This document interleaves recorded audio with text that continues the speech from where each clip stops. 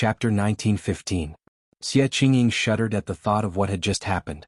She grabbed Hijichu's shirt and said in a trembling voice, "Those people were too scary. Nianji was so powerful.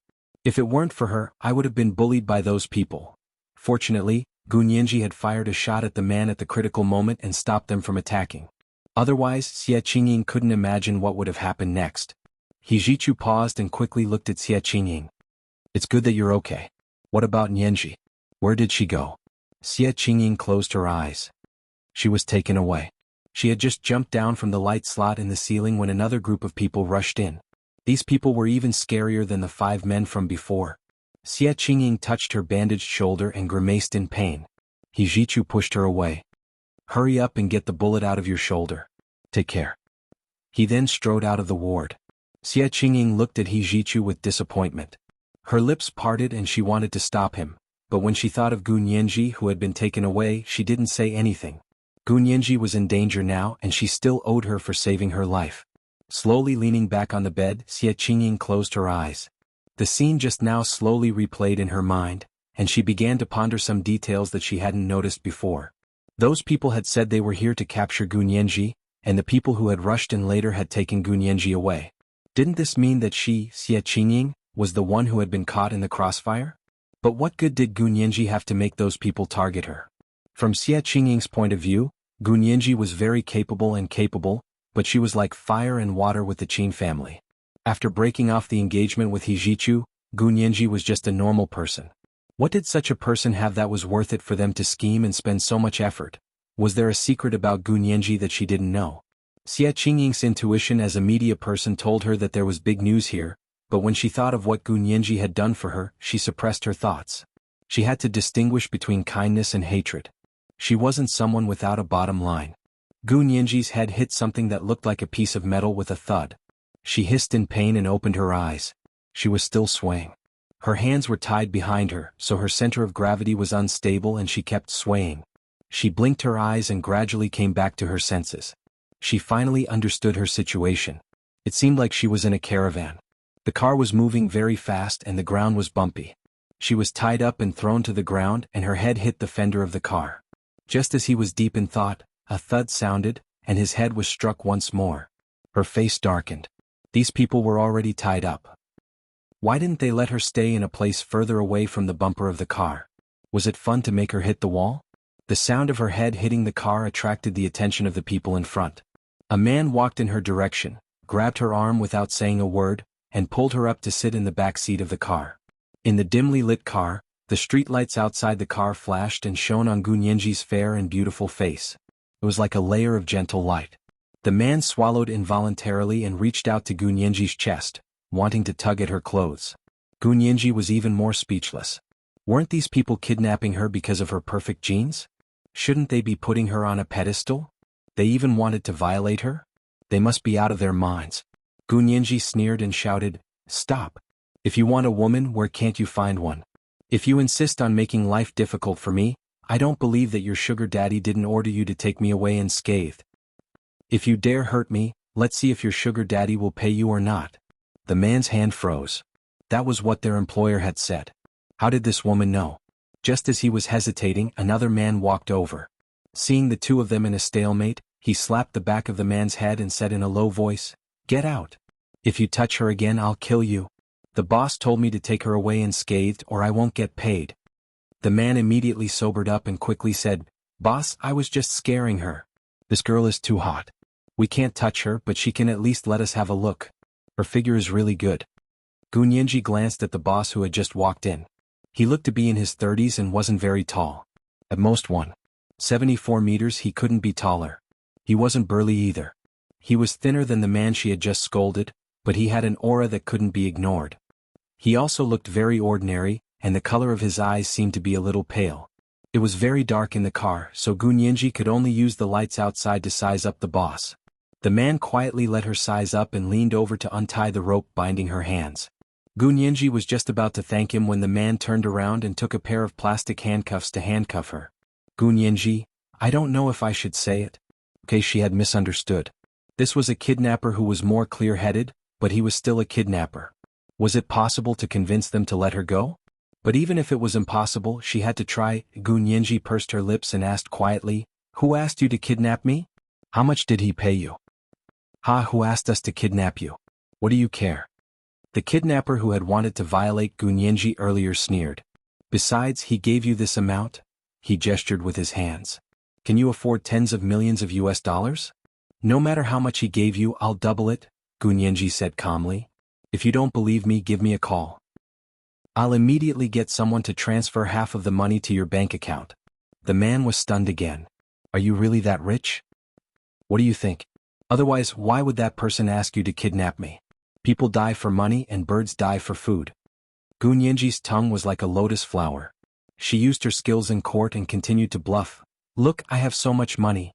Your financial backer only needs to give you a small portion, and he can get the majority.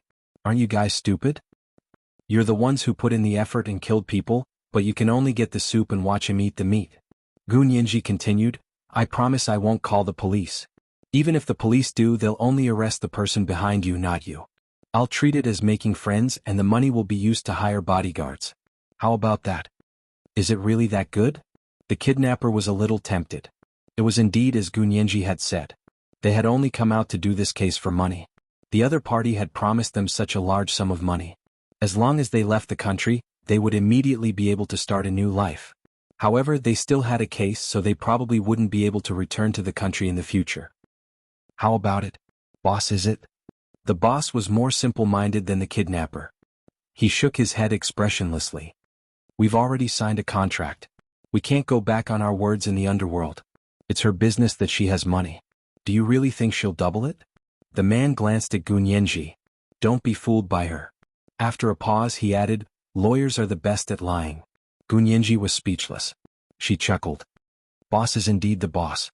You see further and think deeper than others. If you're so capable, why do you have to do a career as a kidnapper with no future? Don't you want to retire and clear your name? If you're so committed to your contract, you should set up a proper security company and go public. You'll get rich overnight and bring honor to your ancestors. In the future, you'll be able to marry a fair, rich, and beautiful woman and reach the pinnacle of your life." The boss acted as if he hadn't heard anything. No matter what Gu Nianji said, he was still unmoved. However, the other kidnappers heard her and came over in shock. "Boss, are you really not going to consider her suggestion?" "Yes, what if what she said is true?" The corners of the big boss's mouth twitched. He took out a piece of tape and sealed Gu Nianji's mouth.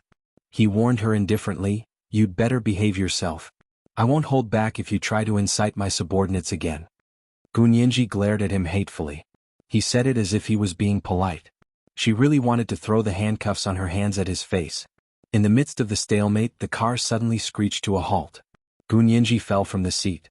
The man instinctively supported her and turned around to ask, "What happened?" "Boss, the police set up a checkpoint in front. All cars have to stop for inspection. There are also a lot of police dogs."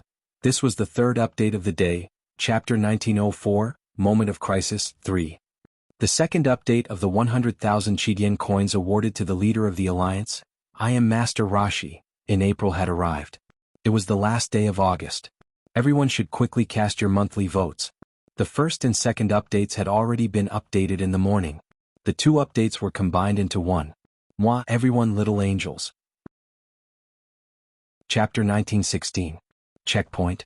The leader of the kidnappers frowned and returned to his seat next to the window. He looked out the dark brown window for a while. "Let's go and find another way." The leader waved his hand. "There are many cars in front turning around. We can just follow behind them. Don't panic and don't drive too fast." There was a long queue at the checkpoint in front of them. Many police dogs were wagging their tails and sniffing in front of the cars. Gu Nianji suddenly felt that the police must be looking for her. She suddenly stood up from her seat and slammed her head against the window. She didn't expect to break the window. She only wanted to make a big noise to attract the police and police dogs in front.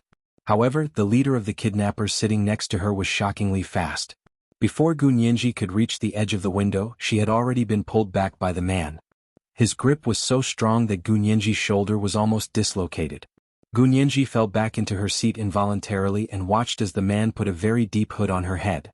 There seemed to be a smell in the hood. Gu Nianji didn't have time to hold her breath and gradually lost consciousness. The leader of the kidnappers half carried Gu Nianji in his arms and said to the other 4 people in the car, What are you looking at? Turn around quickly. In 2 hours they had run 7 or 8 different roads. They had almost run through all the roads leading to the south of the third ring road in the imperial capital. However, these roads were so tightly blocked that even a fly couldn't fly out. If they wanted to pass, they would have to undergo a checkpoint. At that time they would all be arrested. Don't even mention any disguise methods, it's useless. The checkpoint even checked fingerprints. If they wanted to avoid this kind of inspection, they would have to change their skin immediately. But was that possible? What should we do? The other 4 kidnappers in the car were anxious. Boss, could this woman really be very powerful? If what she said is true, why don't we cooperate with her? They kidnapped for money. If they couldn't get money, then they shouldn't do it.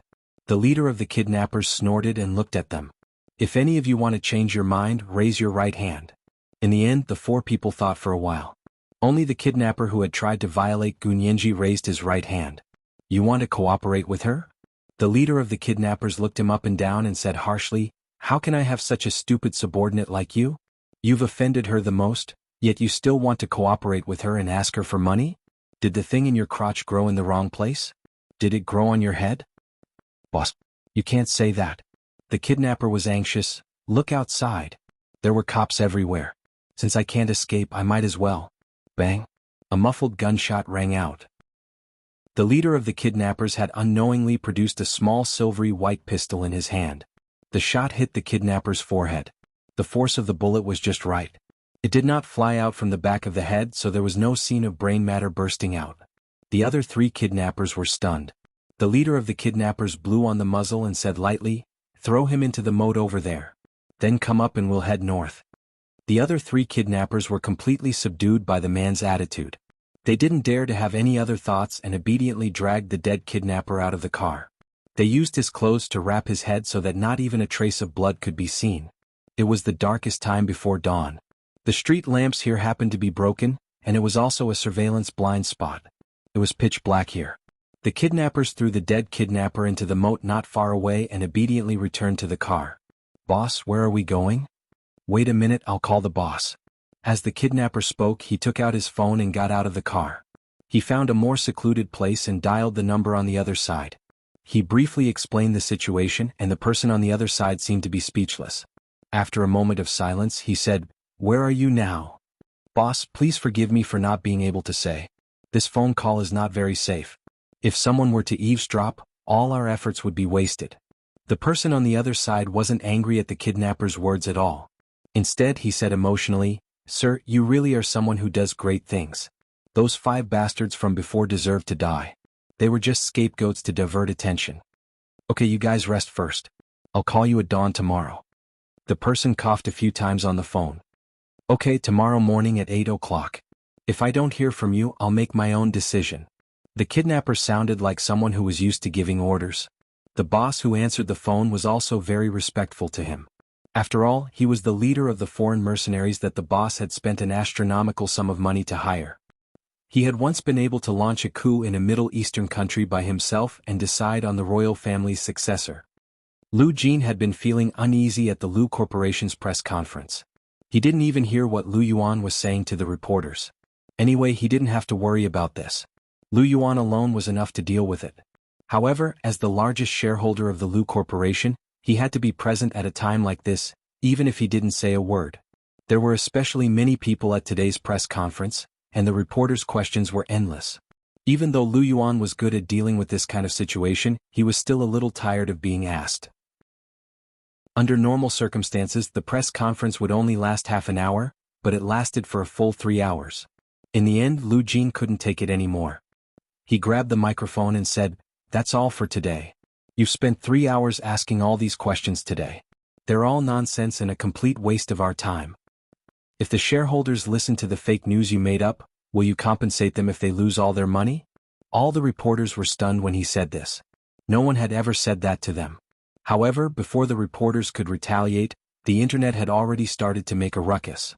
Because Lu Jin had successfully shifted the focus, the shareholders began to attack the news media organizations that had released news about the Lu Corporation.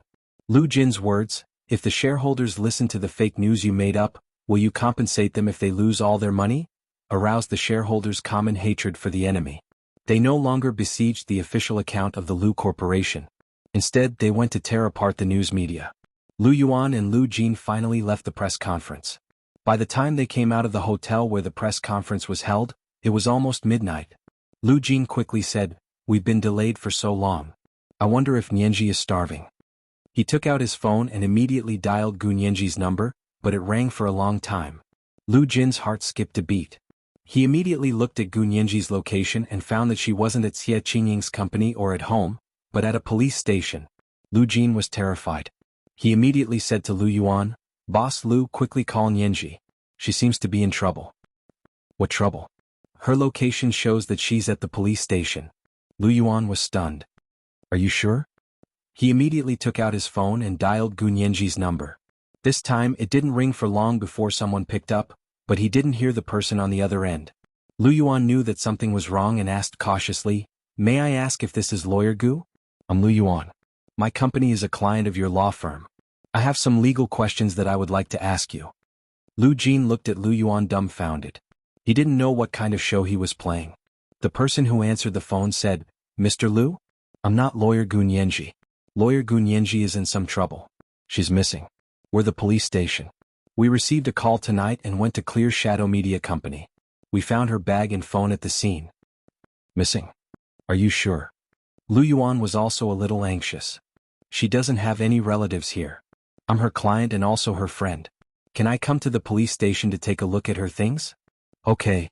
The person from the police station was very polite. "We have people on duty. This case has been classified as a major case by the higher-ups and will be dealt with quickly and severely. Don't worry." Lu Yuan wasn't in the mood to argue with them. He put away his phone and said to Lu Jin, "Something might have happened to Nianji. Let's go to the police station first and take a look at what she left behind." When Lu Jin heard that something had really happened to Gu Nianji, he no longer cared about hiding his identity and immediately called Xie Qingying. However, no one answered Xie Qingying's phone for a long time. Lu Jin gritted his teeth and called Xie Qingying's house to find Xie Qingying's father, Xie Dezhao. Xie Qingying's mother, Gu Tian, was Lu Jin, Gu Xiangwen's biological sister. However, the siblings didn't have a good relationship and hadn't contacted each other for many years. Xie Qingying hadn't been familiar with her biological uncle, Gu Xiangwen, since she was young.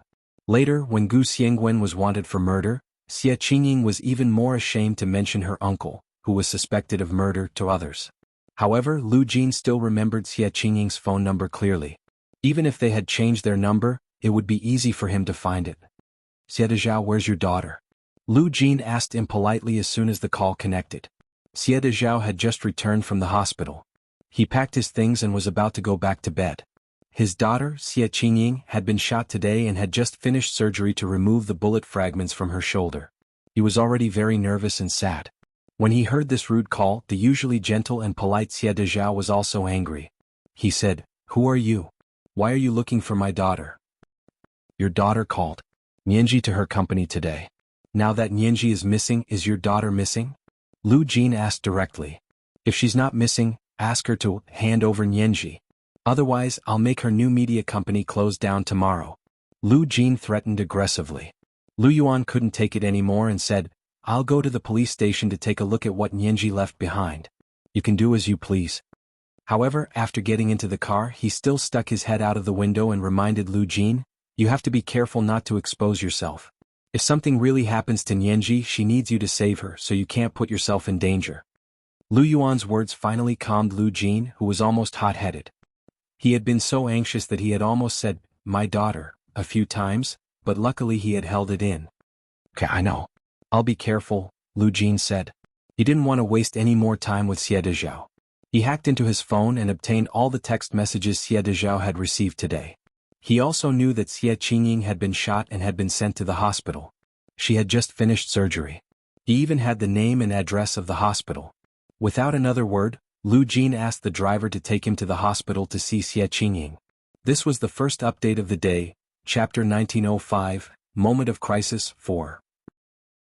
Monthly votes, hurry up and come to the Major General's Bowl. It was also the third update today. However, the second and third updates were the big chapters at 8 o'clock in the evening. This kind of plot, I'll try my best to make a big chapter. Moi, all the big shots and little angels. Chapter 1917. Xie Qingying's surgery was very successful. However, after the surgery the anesthetic had worn off, and her shoulder was burning with pain, waking her up.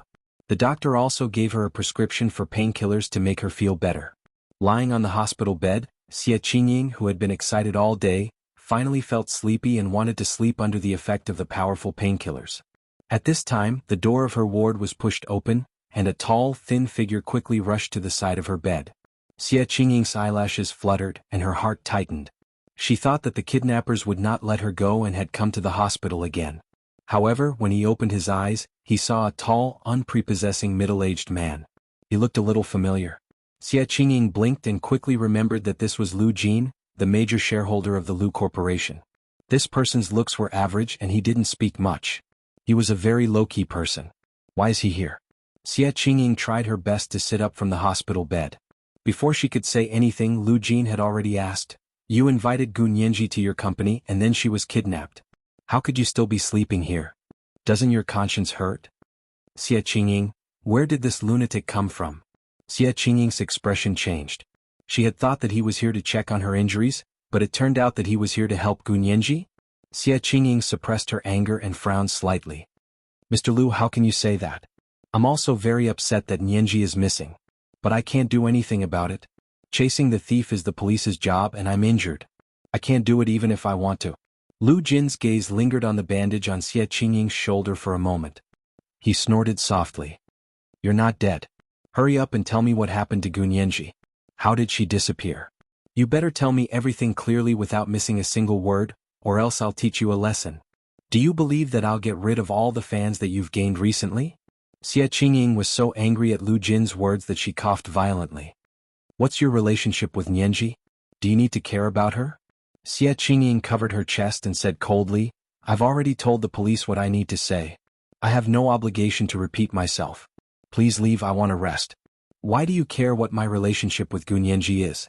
She's my friend and even I, an outsider, am panicking when something happens to my friend.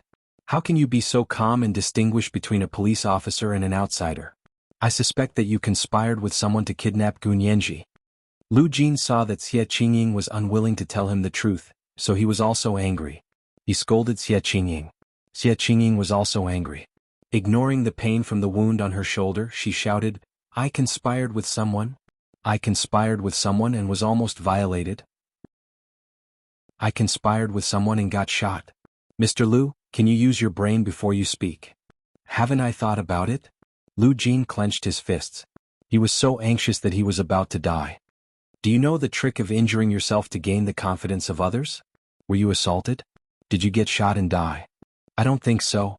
This is the trick of injuring oneself to gain the confidence of others. Are you going to tell me or not? If you don't, I'll really call the police." Lu Jin took out his phone and deliberately provoked Xie Qingying. "I can testify that you conspired with someone to kidnap Gu Nianji. Because she's the woman you like the most, loved by the man you like. You were dissatisfied and wanted her to disappear, so you conspired with someone to kidnap her." His words were reasonable. If Xie Qingying wasn't the person involved, she would have almost believed him. At that moment she even felt a sense of panic. Would He Jichu think the same? His attitude just now seemed a little perfunctory. Xie Qingying suppressed her discomfort and grievance. She took a deep breath and slowly leaned against the hospital bed. She said in a low voice, "You have to have evidence to speak. From the beginning to the end, Nianji was the one who contacted me first. She was also the one who wanted to see the original copy of the information. I wanted to show her the scanned copy, but she refused. Later, I suggested asking her if she wanted to go to my company. After I went there, I was in a meeting and she was in another room looking at the information. Later, I was plotted against. Someone worked together from the inside and outside to capture me and interrogate me about where Nianji was hiding. I didn't say a word until they were about to. Nianji couldn't take it anymore, so she pulled out her gun and saved me." When Lu Jin heard this, he quickly said, "And then? She saved you, but what did you do? Why didn't you get help?" "There was a power outage in the entire building. We were on the 18th floor and the elevator couldn't be used. There was no signal on my phone and it was out of battery. I wanted to call the police, but even the alarm was out of battery." Lu Jin pondered. The power outage, the phone no signal, and even the phone no power. Could it be that the other party used a high-powered grenade magnetic storm gun? What else? He continued to ask Xie Qingying. "Also, I was dragged to the room where Nianji was hiding. They wanted to rape me, Xie Qingying said with a straight face. Nianji stopped them and killed them all. Killed them all? Where's Nianji? Lu Jin raised his voice. Why is she missing again? She covered her face with her hands. Nianji saved me. I moved the table over and asked her to jump down from the groove in the ceiling. But just as she jumped down, 5 more men rushed in. These people are much more ferocious than the previous 5. They fired decisively and hit Xie Qingying. Then they knocked Gu Nianji out and took her away. Xie Qingying finally cried after she finished speaking. Who exactly did Nianji offend? Why did those people do this to her? There were 5 more people. Lu Jin finally understood that it wasn't a simple kidnapping case. With Xie Qingying's abilities, she wouldn't be able to find the 5 ruthless kidnappers. From her description, the other party's skills had already reached the level of an elite mercenary. They were also the type of mercenaries who were especially ferocious and good at assassination. It shouldn't have anything to do with her. But even so, in Lu Jin's heart, Xie Qingying still couldn't escape the blame. So he continued to pester her. Who did she offend? Didn't she just offend you? You're the Prime Minister's niece, the daughter of the Xie family. She's just an ordinary orphan girl with no parents. If you wanted her to die, would she be able to live past tomorrow? I didn't. Xie Qingying was so angry that her face turned pale. Her breathing was rapid, and her heart was beating violently. She was about to go into shock. I don't like her, but that's a different matter. If I don't like someone, I want her to die? Murder is a felony. I'm not that crazy. Besides, what grudge does she have with me? She clearly has more grudges with the Qin family. At this point, Xie Qingying suddenly narrowed her eyes. What role does the Lu Corporation play in this? Someone told me that you used the name of the network security company to secretly install a backdoor into the Qin Corporation's intranet and even hacked into someone else's system to download internal financial documents. Why did you suddenly get dragged in? Lu Jin clenched his fists and his knuckles cracked. Being able to think of this means you're not stupid. He didn't say anything else. He turned around, pushed open the door and left like a whirlwind. The 2 people he had brought with him stood guard at the door like door gods, not letting anyone in. After Lu Jin left, the nurse outside came in to comfort Xie Qingying and apologized to her for breaking into the ward. Xie Qingying, however, couldn't sleep anymore. She thought about what had happened recently, and the more she thought about it, the more she felt that something was wrong. Just then her father, Xie Dezhao, pushed open the door and came in. He frowned and said, "Who was that person just now? He was so aggressive in the elevator and kept glaring at me." Xie Qingying, was it a tall, thin and average-looking man? Yes, how did you know? That person is a major shareholder of the Lu Corporation. He even questioned me just now. Xie Qingying smiled bitterly. However, as a major shareholder of a listed company, the content of the questioning was not related to her revelations, but to an ordinary friend. It was really puzzling. Xie Qingying searched the hospital bed. What are you looking for? My phone. Xie Qingying remembered that her phone seemed to have run out of battery in an instant. Later, when she was sent to the hospital, no one should have charged her phone, right? Xie Dezhao took out his phone and it just happened to ring. He looked at it and handed it to Xie Qingying. It's your mommy. Xie Qingying's mother, Gu Tian, had been abroad recently to attend an art exhibition and had just received the news that Xie Qingying was injured. Xie Qingying quickly took the phone. Mommy, I'm fine. On the other end of the phone, Gu Tian said anxiously, How can you be fine? Your dad said it was a gunshot wound. How can a gunshot wound be fine? Wait for me, I'll buy a plane ticket back to China right away. Xie Qingying comforted her mother a little more before hanging up. She then said to Xie Dezhao, Dad, I'm hungry. Can you buy me a bowl of OG's congee with pork and century egg? OG's congee with pork and century egg was in the 4th Ring Road. It would definitely take Xie Dezhao a lot of time to buy it. After sending Xie Dezhao away, Xie Qingying called He Zhichu. He Zhichu had come out of the hospital and gone to the military's Central Network System department. He was there, monitoring the imperial capital's channels and receiving instant messages at any time. When Xie Qingying called, he had just finished setting up all the checkpoints in the city. Seeing that it was Xie Qingying calling, He Zhichu picked up the phone. Qingying, what's the matter? He Zhichu's cold voice came from the phone. It was slightly hoarse. Xie Qingying's heart instantly softened. After hesitating for a moment, she asked, Young Master He, what exactly is Nianji's identity? Why did those people use such a big force to deal with her? What is her relationship with the Lu Corporation? He Zhichu, Xie Qingying relied on her reporter's intuition and eloquence to ask, from the moment I received the news to the moment I published it as the headline news, causing the Lu Corporation's stock to plummet, and then Nianji came to me, was this series of events continuous? The person who exposed me wasn't the Qin Private Hospital Group, nor was it the Lu Corporation. It was Gu Nianji, right? Is this informant the mastermind behind this? What grudge does he have with Nianji? Why did he go through so much trouble to kidnap her? What is it about Nianji that the other party is willing to pay any price to plot against her? He Zhichu didn't speak for a long time. To be honest, Xie Qingying had indeed been caught in the crossfire this time. Moreover, she knew nothing about their complicated situation. She was like an outsider who had suddenly been pulled into the circle, but her eyes were still covered by a layer of fog. She couldn't see the waves under the surface. He Zhichu said apologetically, "Don't worry about it. I'll deal with Nianji's matter. Rest well and don't let your imagination run wild." "I'm not letting my imagination run wild." Xie Qingying hated He Zhichu's tone the most. She could tell now that He Zhichu was hiding many things from her, and he was blaming her for letting her imagination run wild. "If you don't tell me, won't I investigate it myself?" Xie Qingying said stubbornly. "Besides, we're lovers. Shouldn't lovers be honest with each other? Young Master He, what other concerns do you have about me? Would I not be on your side? Would you?" He Zhichu calmed down. "When you received the news, you didn't hesitate to expose it. Are you blaming me?" Xie Qingying's heart turned cold. Gu Nianji was right. She took a deep breath and her heart tightened. It was as if someone was strangling her and stuffing pebbles into her throat. Her chest and stomach were heavy, and the wound on her shoulder hurt even more. Xie Qingying panted slightly and her eyes were red. "If you had told me everything earlier, I wouldn't have done such a thing. How would I have known that the Lu Corporation was so close to Nianji? How would I have known that their target was actually Nianji? If you had known, you should have warned me to avoid these traps." She really couldn't be blamed for all of this. However, he wouldn't tell Xie Qingying everything. It was completely impossible. Ijichu rubbed his temples with a headache. "You know now. That's enough. Don't say I didn't remind you this time. Don't worry about this anymore. Even if you're a reporter. You'll interfere with official business and affect our rescue of Nianji. If you still remember that Nianji saved your life, then show mercy. Don't try to use her to stir up news again." Xie Qingying's expression turned completely cold. "Young Master He, in your heart, am I such a person who has no principles and no bottom line? Even my savior is used to stir up news? You're questioning my professional ethics and character. I'm asking you for details because I want to know the truth so that I won't make the same mistake again. Besides, everyone knows that you're with me now, so the other party even used me this time.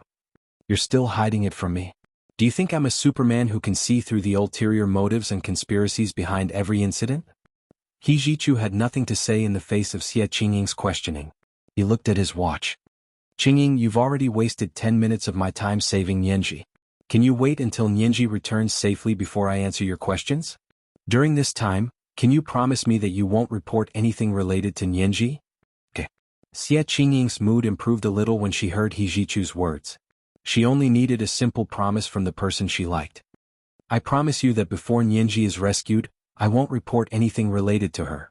Also, I will supervise my colleagues and not let them leak anything. Okay, take care of yourself. Don't work so hard." He Zhichu's tone softened a little. After putting down the phone, He Zhichu threw himself back into his intense work. He had been busy for almost the entire night, but when it was almost dawn, another piece of news came. "Young Master He, there was a sudden fire in our lab. After the fire was extinguished, Qin Yaoguang disappeared." He Zhichu raised his head and asked coldly, "What did you say? Who disappeared?" "Qin Yaoguang." His personal secretary mustered up her courage and said, "She was originally tied to the lab bench for experiments, but the lab next door suddenly caught fire, so everyone evacuated. When the fire was lifted and the experimenters returned, they found that Qin Yaoguang had disappeared from the lab bench. Our people quickly investigated and found that someone had taken advantage of the fire to kidnap Qin Yaoguang from the lab bench and headed south." He Zhichu slammed his fist on the computer console in front of him. "Qin Beoi. It must have been Qin Beoi. Pass down my orders to speed up the search on the sea, land, and air, especially the vehicles and pedestrians heading south. Don't let a single one of them go. Qin Beoi was already on their wanted list, and now Qin Yaoguang was also on their wanted list. And there was still no news of Gu Nianji. This was today's Chapter 2 and 3 updates. Chapter 1906, Moment of Crisis 5. Monthly votes, quickly come to the Major General's bowl. It was also the third update today. P.S. Thank you to Autumn Clouds from Daodu Reading for the 10,000 views yesterday. Moi all the big shots and little angels. Chapter 1918. Hijichu's personal secretary first said loudly, yes. But then asked hesitantly, what about the north? Do we need to guard the north? Hijichu raised his hand and said calmly, the south is more important, but don't relax on the north either. By the evening of the next day, all the roads south from the imperial capital were blocked, and even the planes were grounded. Lorraine saw Qin Yaoguang, who had been rescued by the Soviet diplomat Peter at the Soviet embassy, and was full of admiration for him. Okay, I'll listen to you. We'll go north to Siberia and then return to the United States through the Bering Strait. Hua Xiaoheng frowned and stood in front of the window with his hands behind his back. He said coldly, do you believe me now? I believe. Why don't you believe me? Lorraine took a puff of his cigar. Since I'm so determined to get Qin Yaoguang, those people from Huaxia are crazy. Did you see the road south? They even grounded their planes.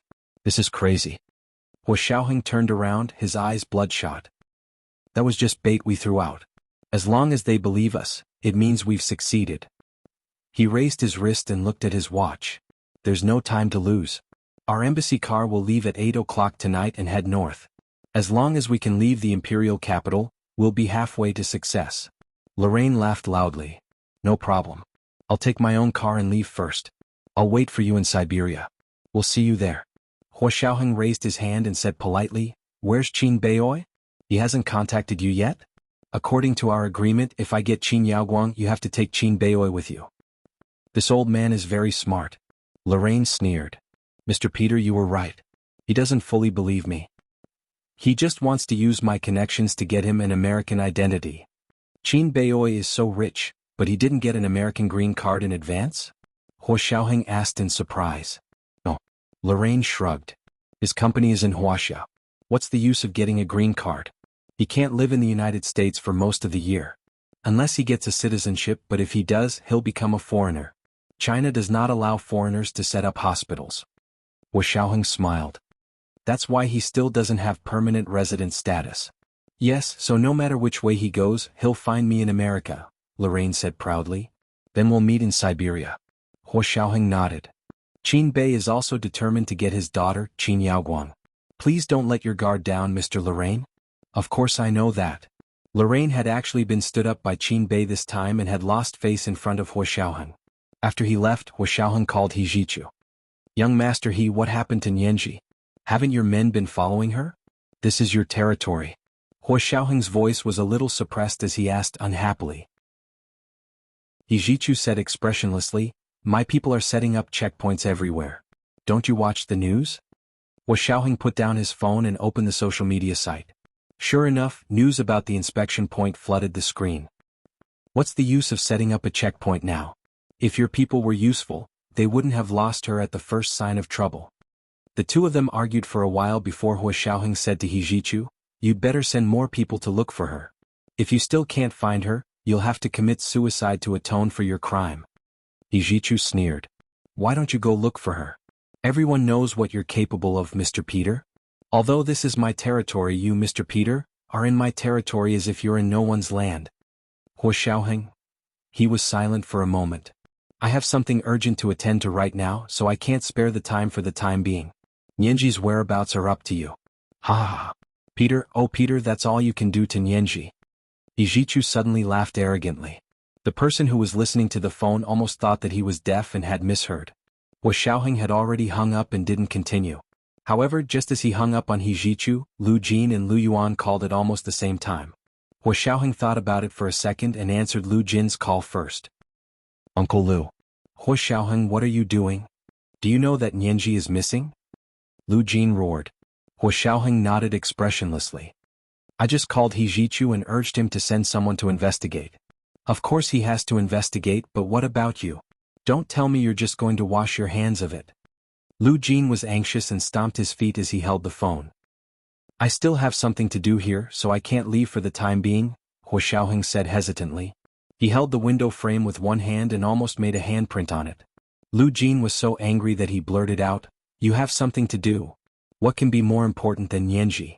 Hua Xiaoheng, don't say I didn't remind you. If you don't find Nianji this time, I won't let her marry you. Lu Jin slammed the phone down before Hua Xiaoheng answered Lu Yuan's call. He didn't talk to Lu Yuan like Lu Jin did. Lu Yuan wasn't as easy to fool as Lu Jin. "Xiaoheng, tell me what's going on. Why didn't you look for Nianji?" Lu Yuan had been standing by the side and heard Lu Jin and Hua Xiaoheng's conversation. He also found it unbelievable. Hua Xiaoheng said, "The situation is very complicated and beyond our expectations.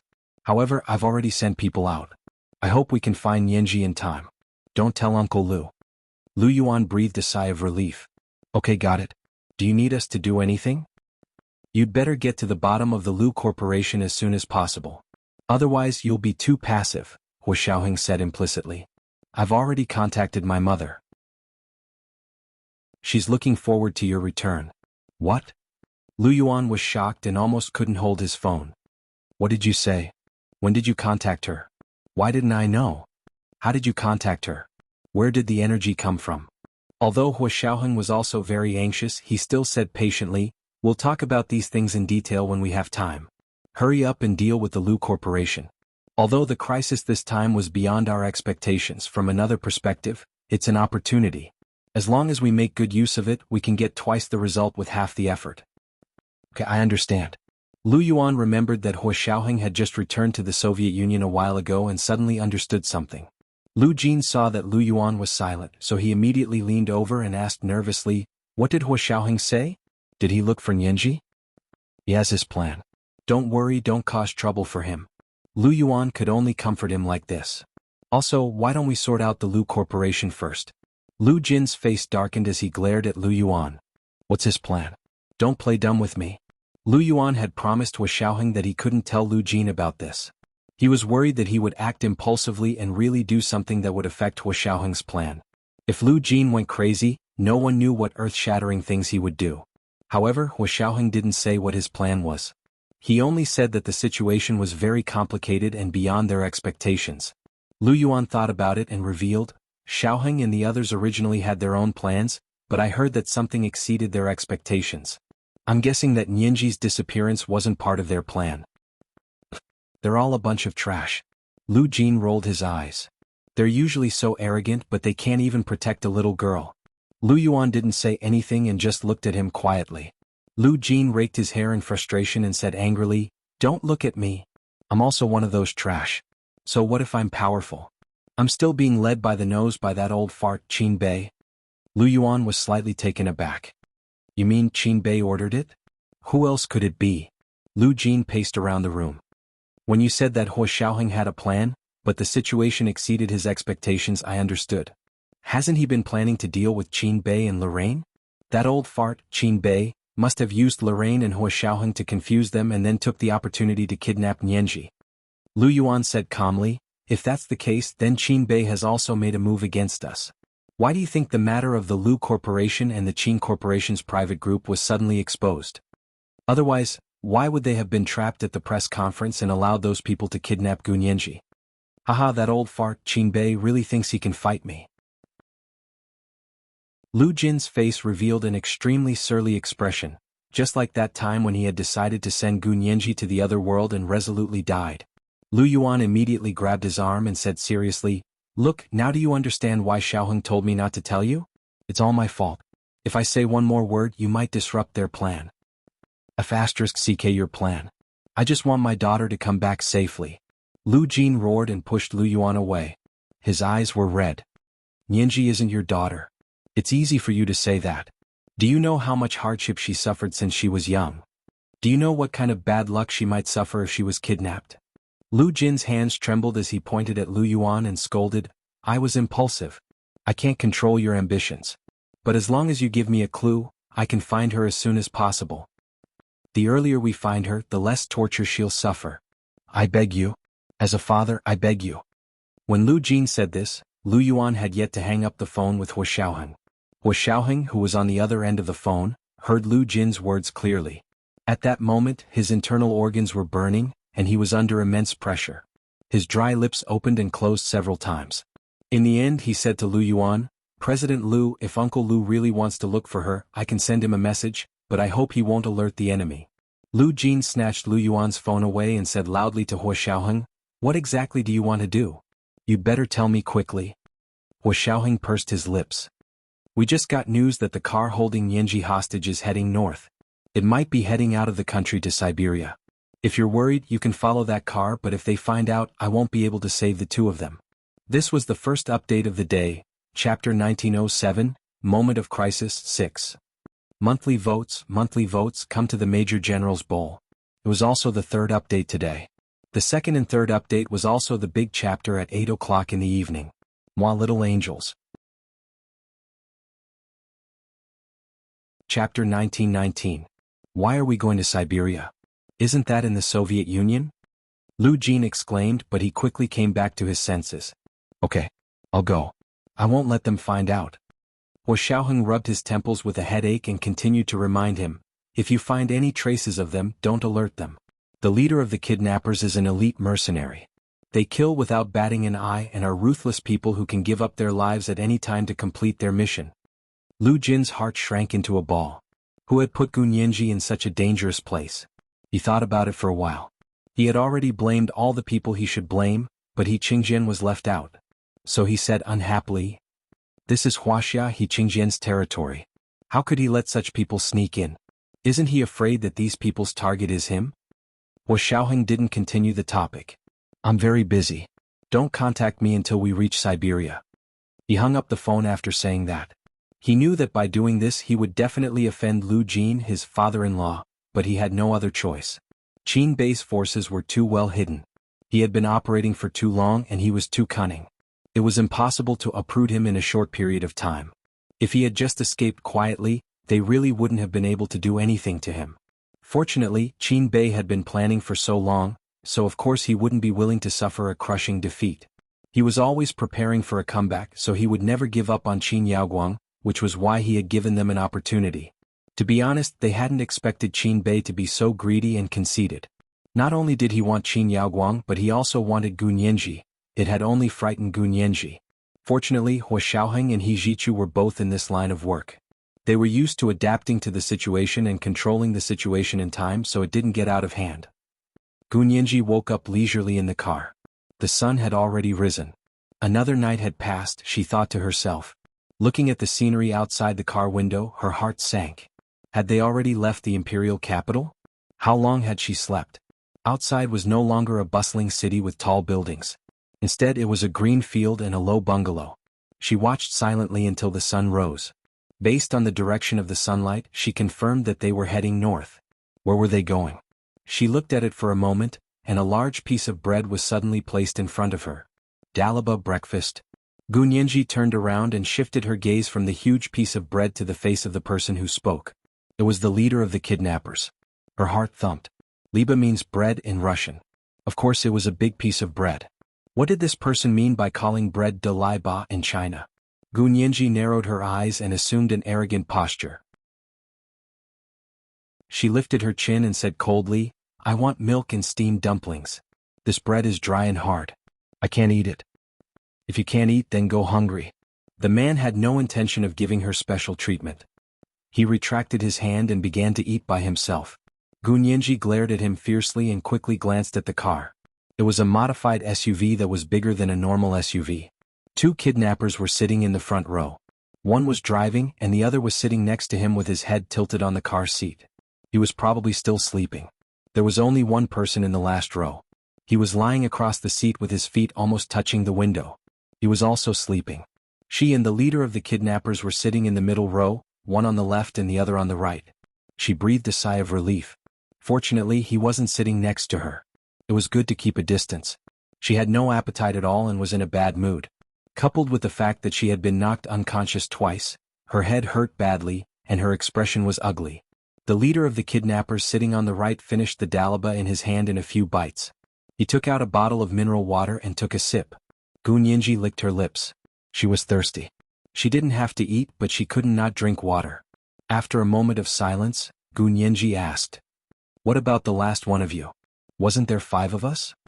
The leader of the kidnappers on the right sneered. Do you still remember how many of us there were? You sure have guts. The corners of Gu Nianji's mouth twitched. I can count with 5 fingers. Do I need guts? You underestimate me too much. I wouldn't dare. The man bowed slightly. The young one was tricked by you and wanted to compromise, so I killed him. He said it casually, but Gu Nianji could hear the strong sarcasm in his words. She pursed her lips and didn't speak anymore. She crossed her arms and leaned against the seat to rest. She slept again. When she woke up again, it was hazy outside. The sky was dark, and the clouds above her head were so thick that she could reach out and touch them. It should be evening already. The car sped down the road and stopped in front of a small shop not long after. The leader of the kidnappers stretched. Get out of the car and eat. Gu Nianji looked at him. She couldn't believe that this person was actually willing to let her go. She stood up eagerly and wanted to find a chance to escape, but the leader stretched out his long legs and blocked her way. You sit down. Didn't you tell us to get out of the car and eat? Gu Nianji tried to suppress the frustration in her heart. Why can they go but I can't? They will buy it. Just sit there obediently and don't use your little brain. The man's eyelids drooped and he said dryly, Don't get any funny ideas or I'll break your beautiful neck. Gu Nianji was speechless. He was being so vigilant. You really thought highly of her. She sat down indignantly and said angrily, I want milk. An egg fried rice. The man said to the kidnapper who was about to get out of the car. Remember, buy a box of milk and a plate of egg fried rice. Gu Nianji didn't say anything. Her stomach was growling and she didn't know when the kidnappers would buy food. She leaned her head against the dark brown car window and gently breathed on it. Then she accidentally used her finger to write the word SOS on the window. The leader of the kidnappers crossed his arms and took a nap next to her, as if he didn't care what she was doing. It was as if he was Buddha and no matter how capable she was just a monkey and couldn't escape from his palm. They traveled and stopped along the way. On the evening of the 3rd day, the sky was even gloomier. The weather forecast said there might be a typhoon and heavy rain. The kidnappers had been on the road for a few days and were about to leave the country. However, there seemed to be more checkpoints on the road. They were worried that they would be discovered, so they decided not to continue on the road. They wanted to find a small, remote hotel to stay for the night. Gu Nianji had only been trying to solve her personal problems for the past few days. The leader of the kidnappers had taken her out of the car and to those small shops to borrow. Now that they were going to stay, he wouldn't let her get out of the car just like that. A wet tissue was pressed against her, and Gu Nianji quickly fainted. She thought angrily and fainted again. When she woke up, she was already in a small room. The room was very clean and tidy, but also very simple. There were really only 2 single beds and 2 bedside cabinets. Gu Nianji turned over and sat up. She felt her back ache like a traveler who had trekked thousands of miles on foot. It had been too uncomfortable to stay in the car for the past few days. The leader of the kidnappers pushed the door open and came in with a tray in his hand. This is milk and egg fried rice. Eat quickly and then go to sleep. There will be heavy rain tonight. It will stop early tomorrow morning and we will continue on our journey. Gu Nianji took the milk bottle, bit open the bottle and drank it silently. After drinking the milk, when she went to get the egg fried rice, she inadvertently glanced out of the window. Suddenly she saw a tall, thin figure get out of an RV the size of a bus. That figure couldn't be more familiar. Gu Nianji's heart pounded wildly. That was Lu Jin, her biological father. He was here. He must be here to save her. Gu Nianji's eyes instantly turned red. She quickly lowered her head, afraid that the seemingly unfathomable leader of the kidnappers would see through her. She knew her father too well. If he really found out about her, she didn't know what earth-shattering things he would do. She hoped that he could save her, but she couldn't act rashly. If her father died here because of her, she would never forgive herself for the rest of her life. After all, the leader of the kidnappers would really kill. Lu Jin got out of the car, and his gaze swept across the few cars in the small parking lot in front of him. The SUV in the middle was the most obvious. He had been chasing after it for a few days and he had finally caught up to it. If Hua Xiaoheng was right, Nianji should be in this car. Suppressing his excitement, he strode toward the inn. Gu Nianji wiped her face with the back of her hand and sat in front of the window. She picked up the egg fried rice and started eating again. After eating a few mouthfuls of the hard and astringent egg fried rice, Gu Nianji took another bottle of milk and turned around. She saw another person. It was Hua Xiaoheng. He was getting out of a Soviet-made SUV. He looked a little tired, but his eyes were still as sharp as an eagle's. He was wearing a casual hunting suit, and his pockets were bulging. Gu Nianji thought without hesitation that it must be full of guns and ammunition. She didn't feel afraid but was filled with joy. The more weapons and ammunition her own people had, the safer she would be. Her father was here and so was Huo Xiaoheng. Gu Nianji finally believed that they hadn't given up on her. They had chased her all the way here. Gu Nianji was so excited that her hands were shaking, and the egg fried rice on her plate was about to be shaken out. A hand quietly reached over and held the bottom of her plate of egg fried rice. "What are you shaking for? Did you see something good?" The leader of the kidnappers said casually, and his eyes inadvertently swept past the window. Fortunately, Huo Xiaoheng had already returned to the car and wasn't seen by this person. Gu Nianji secretly breathed a sigh of relief and shrugged calmly. "I don't have any energy. You starved me for a few days and you still expect me to be full of energy? You didn't eat yourself. You deserve to be hungry." The man didn't seem to doubt her anymore. He glared at her, snorted and returned to his bed.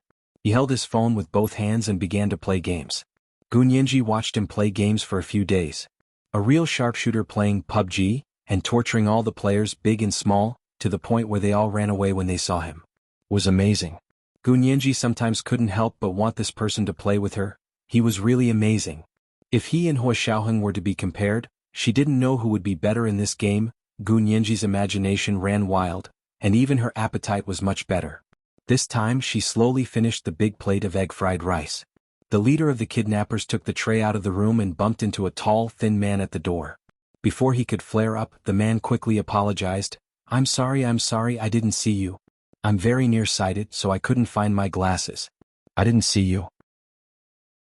The corners of the kidnapper's mouth twitched. He was such a big living person, yet he couldn't see. He wasn't nearsighted, he was blind. Shaking his head, the kidnappers didn't say a word and went down by himself. Gu Nianji's room was, of course, locked from the inside. Lu Jin paused at the door for a moment, but quickly went over again. He lived in the room next door. When he bumped into the kidnapper just now, Lu Jin had already stuck a small bug on the man's sleeve. As long as he didn't change his clothes, he could hear everything in the room.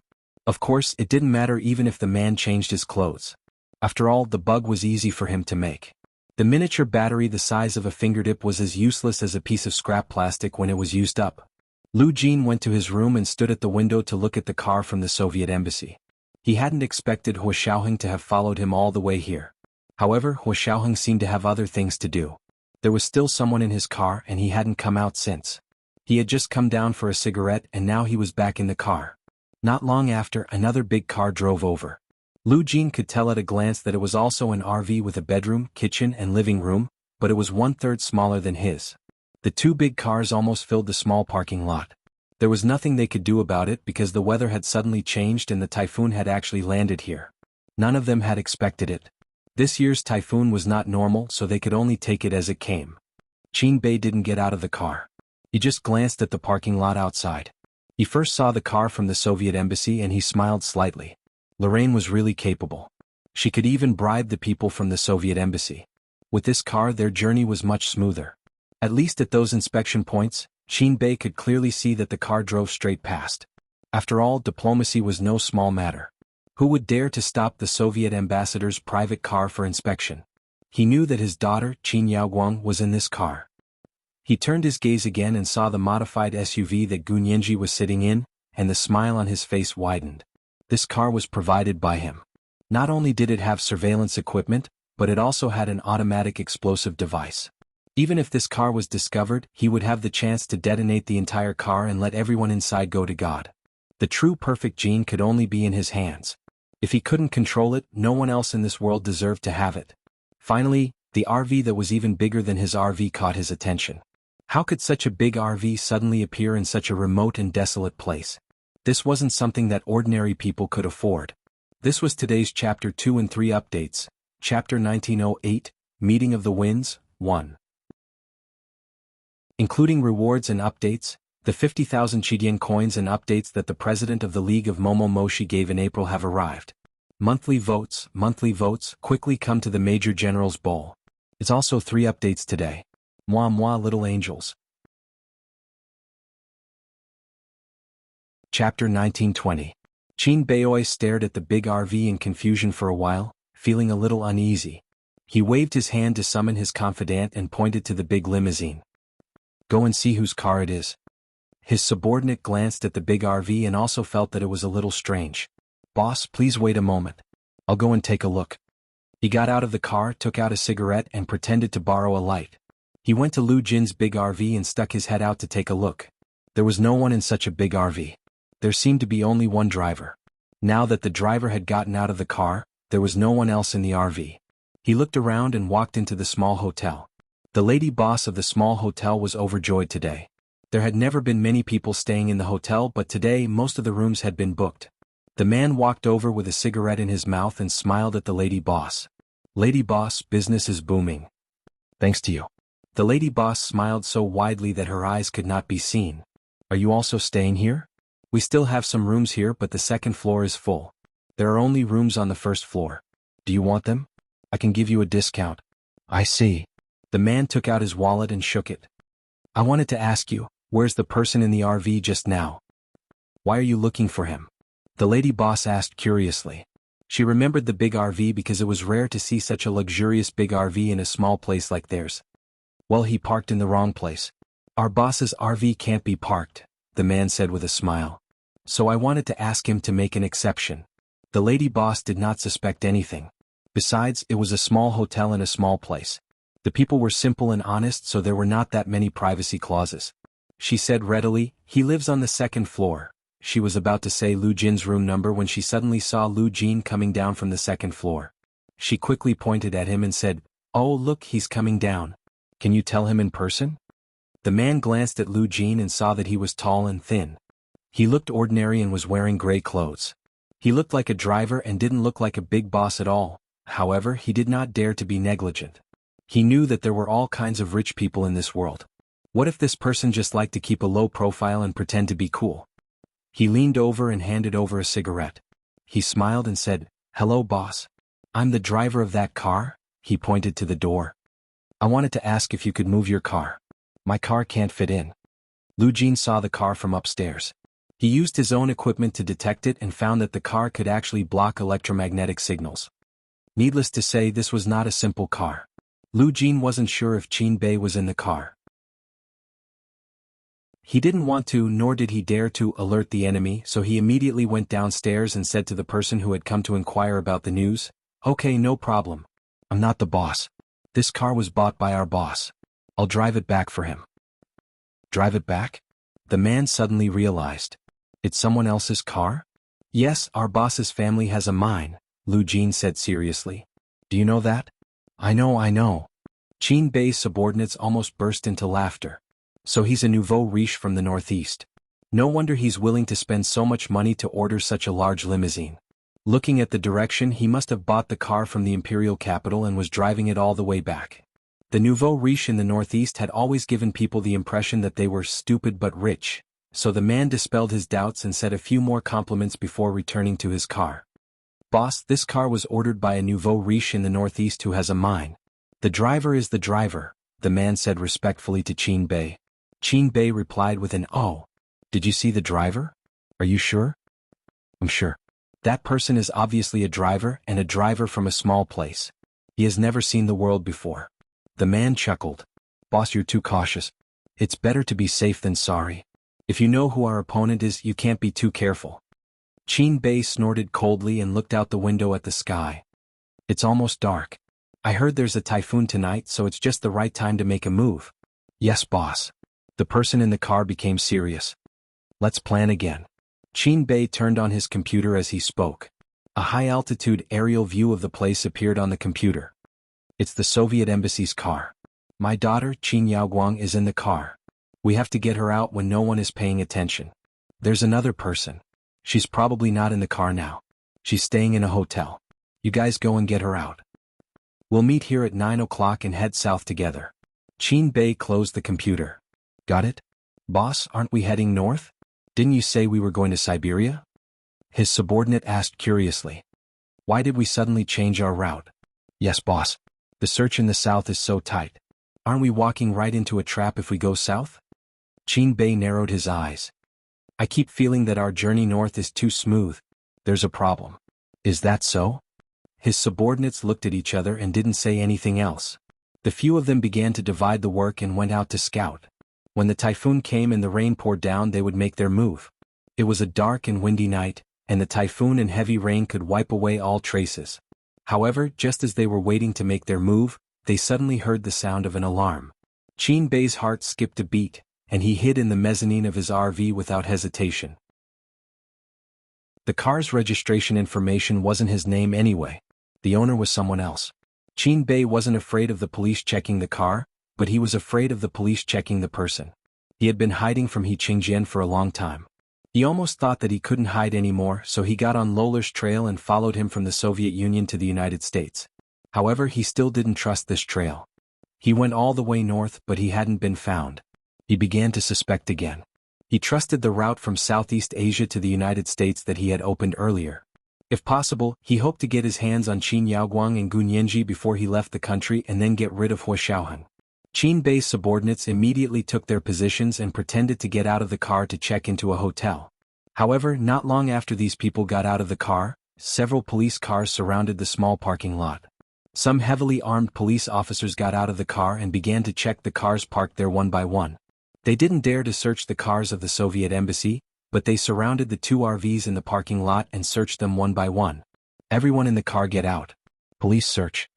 Those people shouted loudly and their auras were very fierce. Qin Bei hid in the mezzanine of the RV, and his back was sweating.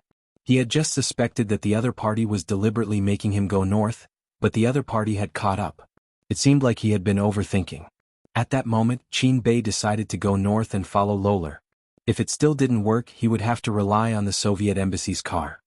The police officers were very dedicated to searching Qin Bei's RV. They even used tools to knock on his car as if they were looking for the mezzanine. Qin Bei wiped the cold sweat off his palms. The closest the other party was to him was only a hammer's length away. Fortunately, he had spent a lot of money on this car back then. The mezzanine was very well hidden. Just by knocking on it, there was no difference at all. However, the police still searched his car for a full 2 hours.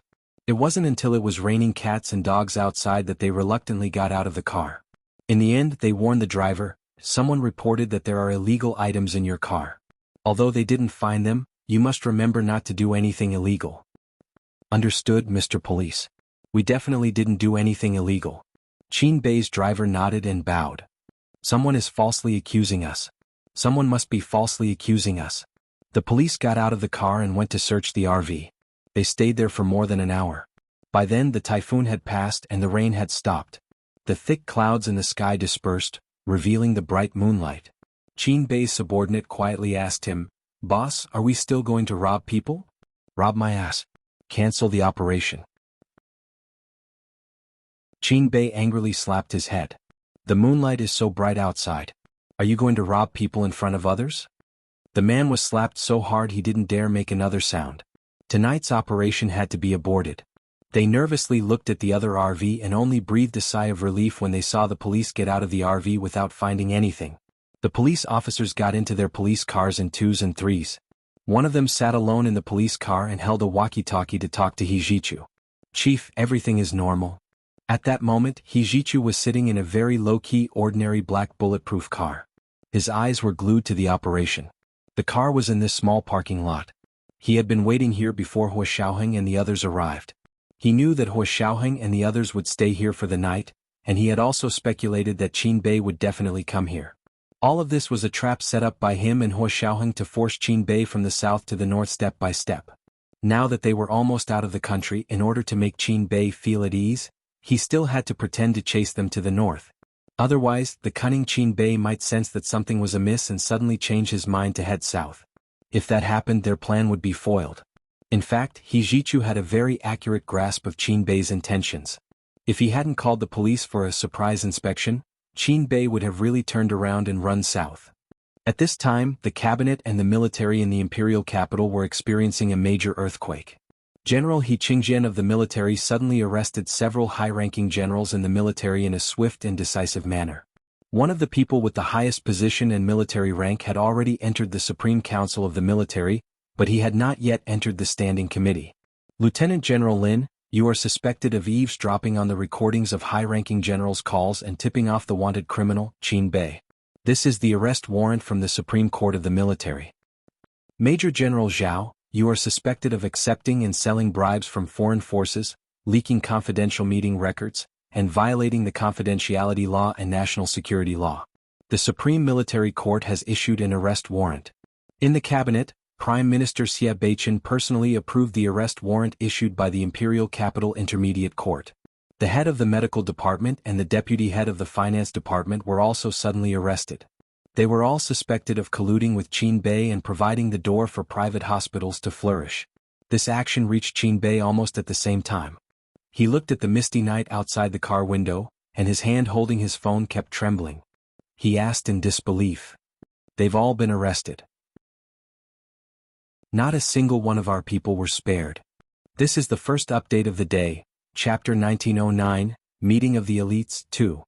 A reminder for everyone's monthly votes and recommendation votes. Today is Monday and recommendation votes are especially important.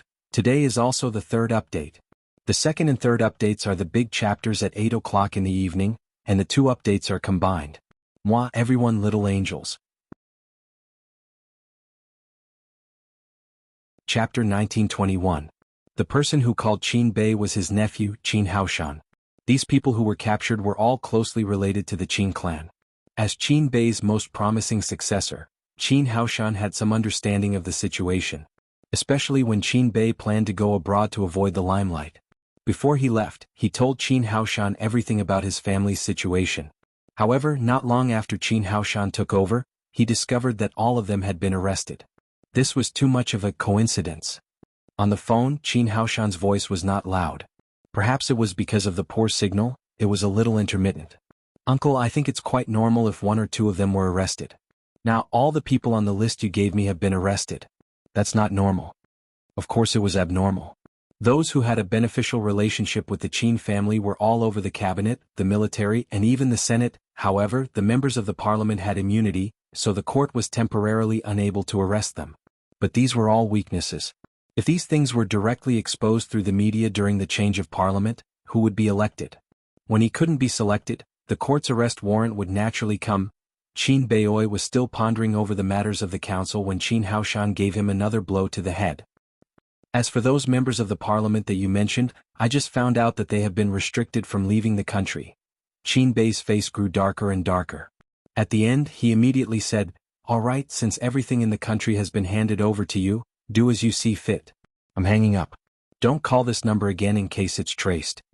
After that, he hung up the phone and activated the electromagnetic shield again. Qin Haoshan's call was not supposed to come through. However, when Qin Bei's men got out of the car to investigate, they received a message from Qin Haoshan, setting up a time to talk to Qin Bei. Only then did Qin Bei temporarily deactivate the electromagnetic shield and call Qin Haoshan. He looked at the two cars in the parking lot again and said with a gloomy expression, "We'll leave at dawn and go straight to the agreed place in Siberia." His RV was quite eye-catching, and if he kept following behind the Soviet embassy and the SUV, it might attract the attention of the police. He had brought this mezzanine with him in order to kidnap someone on the way. Now he didn't dare to do it anymore.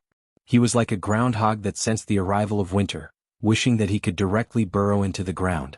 When Gu Nianji woke up, she saw that it was already bright outside. She rubbed her eyes and saw that there was no one on the single bed beside her. Where did the head kidnapper go? Puzzled, she sat up and hugged her blanket as she muttered to herself. Just as he was pondering, the door to his room was kicked open. The leader of the kidnappers said coldly, "Finally awake? Leave when you wake up. It's already past breakfast time." Gu Nianji got up in a huff. She sneered and said, "You want me to get on the bus with an empty stomach? It's not like I've never been hungry before." The leader of the kidnappers scoffed, "As long as you don't starve to death and we successfully hand you over to the boss, we're done. Whether you're hungry or not is none of our business." Gu Nianji glared at him a few times before lifting the covers and getting out of bed. She went to the bathroom to wash her face and brush her teeth. It had been inconvenient to do anything in the car for the past few days. She felt that her body was rancid. But she didn't dare to find a random hotel to take a shower. "So I would rather be dirty. I'll just brush my teeth and wash my face."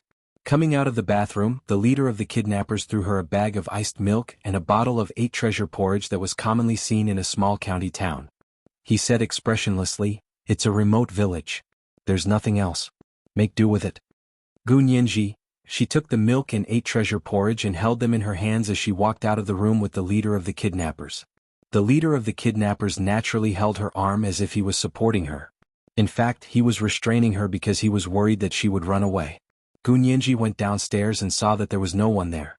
The lady boss from yesterday had not even woken up yet. She was a little discouraged.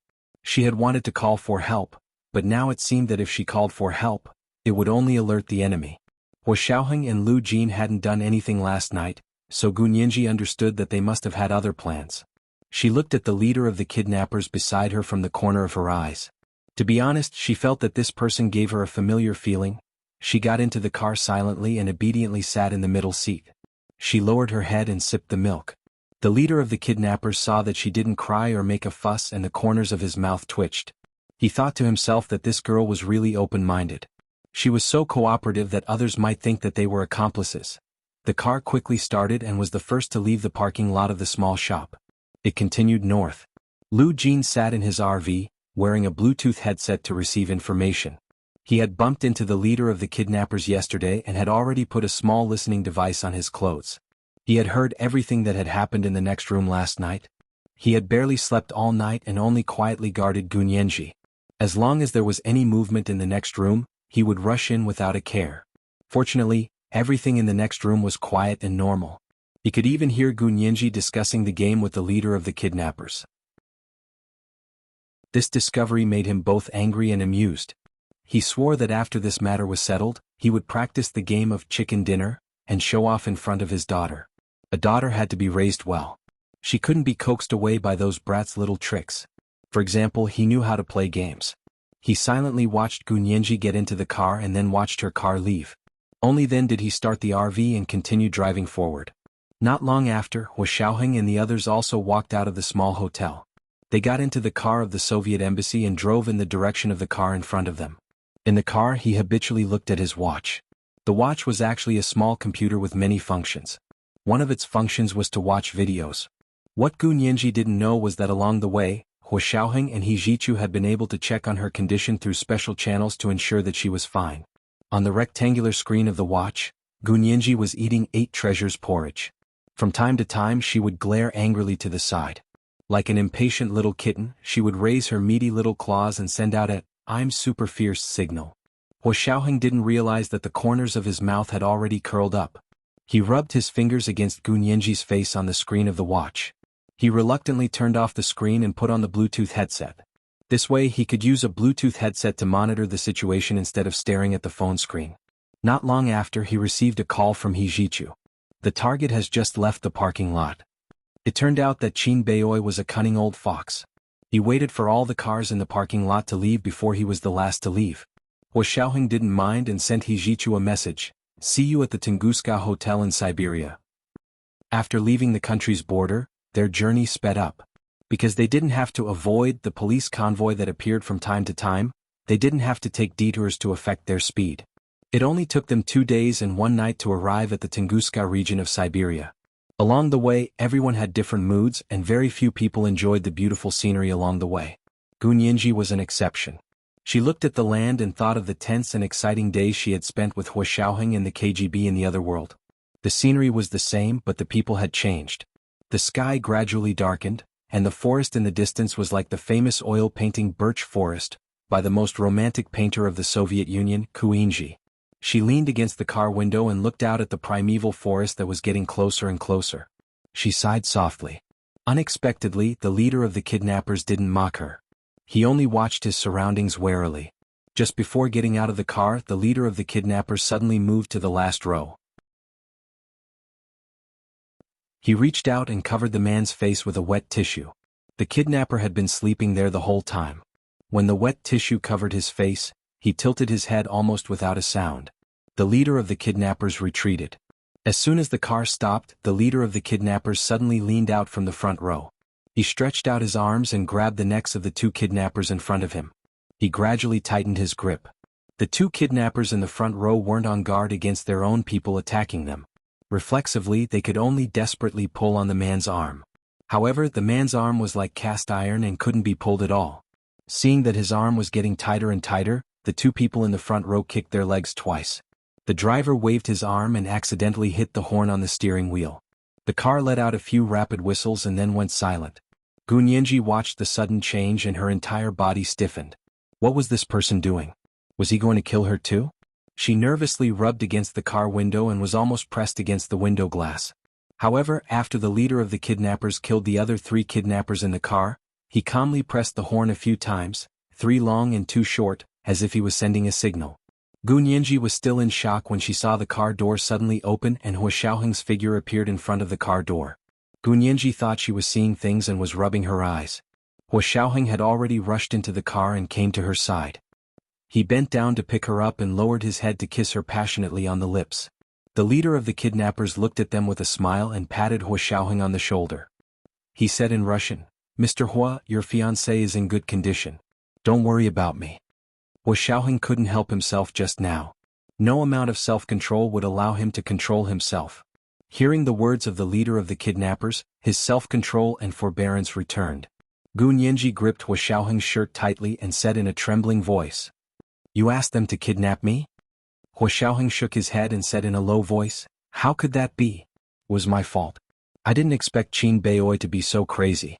Young master, he contacted Peter in time. It's a long story. Let's talk about it when we get back." Gu Nianji nodded. Hua Xiaoheng turned around to look at the leader of the kidnappers, who always had his eyelids drooping. He reached out his hand. "Thank you." The leader of the kidnappers smiled and shook his hand. Gu Nianji looked at the two of them in surprise. "He's the real Peter?" The leader of the kidnappers looked at her in surprise. "You know me?" Gu Nianji smiled and blinked. She said in riddles, "If it weren't for you, I wouldn't have known he was fake." The leader of the kidnappers was the real ace of the Far East, Peter of the KGB. He never appeared in front of anyone and only 2 people knew his true identity. He didn't expect there to be 2 more now. Peter cursed the people from the Secret Service for being unreliable in his heart, but he still had to maintain a smile on his face. He nodded slightly and said, "You 2 are too smart, but I hope you can keep this a secret. Even young master he in general he don't know that I'm the real Peter." Hua Xiaoheng thought to himself that He Zhichu and He Qingjian might have known, but they just didn't want to expose him. However, Hua Xiaoheng didn't say anything and nodded. "Of course we won't tell." He held Gu Nianji's hand and said to Peter, "I'll take her to the room on the 2nd floor of the hotel. I'll have to trouble you to take her out tomorrow." "No problem." Peter whistled and said with a half smile, "Then you don't have to monitor me anymore, right?" Hua Xiaoheng raised an eyebrow. "I'm not monitoring you." He was telling the truth. He was only monitoring Gu Nianji. Moreover, He Zhichu had shared the surveillance equipment with him, so it had nothing to do with him. Gu Nianji, Hua Xiaoheng brought her to the room on the 2nd floor of the Tunguska Hotel. She thought he was going to stay and be affectionate with her for a while. Unexpectedly, the moment the door was pushed open, the 2 people who were already waiting in the room stood up. A tall, thin figure quickly ran over. "Nianji."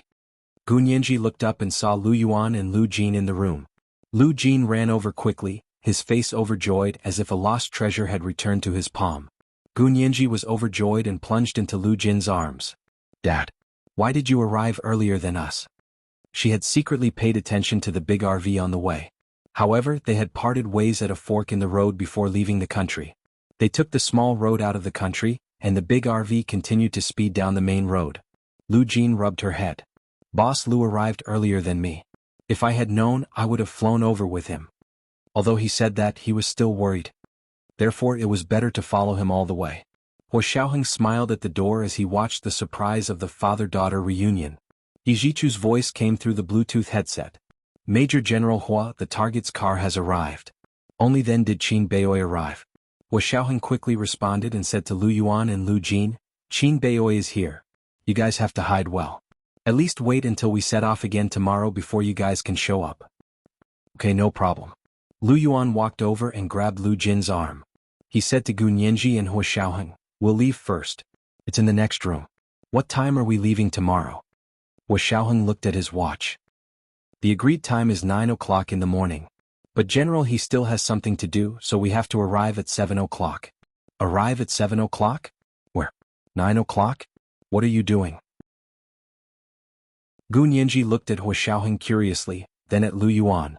She couldn't tell anything from their faces. She looked at Lu Jin again. He had the same dumbfounded expression as her. All right, Gu Nianji shook her head. I'm too tired. I need to take a shower. I've been smelly for the past few days. No, it's already smelly.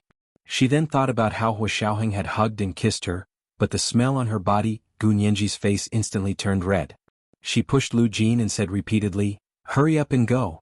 I'm going to take a shower. Hua Xiaoheng turned to the side to let Lu Jin and Lu Yuan out, but he flashed in and said, I'll help you check if there are any surveillance cameras or listening devices here. This was the second and third chapter of today's chapter. Chapter 1910, Meeting of the Storm, 3. Including rewards and chapters, McMug Loves Blue has been promoted to the leader of the July Alliance. Remind everyone of the recommendation votes and monthly votes. It's also the third chapter today. Moi all the big shots and little angels. Chapter 1922. Lu Jin's ears twitched and he quickly said, do you want to check if there are any surveillance devices in the bathroom? I've already checked. There are no surveillance devices here. Hua Xiaoheng. Gu Nianji covered her mouth and giggled. She poked her head out from behind Hua Xiaoheng and said with a smile, that's great. Dad, but I'm timid. I feel safer with someone waiting outside. Otherwise, what if someone breaks in after you guys leave? Lu Jin also struggled to go back into the house. It's okay. I'll stay here with you. Nianji, Lu Yuan couldn't take it anymore. He grabbed his arm and strode out as he said, what can you do if you stay here? If someone really breaks in, will you shoot or fight? Don't tell me you still need Nianji's help? Lu Jin looked back at the door that had just closed reluctantly and muttered. Do I need to fight and shoot when I'm fighting someone? I can directly use a high-frequency sonic weapon to make the other party go insane. Or I can use a pepper spray that's comparable to a chemical weapon. One tube can paralyze a squad of soldiers. Lu Yuan. Closing the door, Hua Xiaoheng looked down at Gu Nianji and hugged her tightly in his arms again.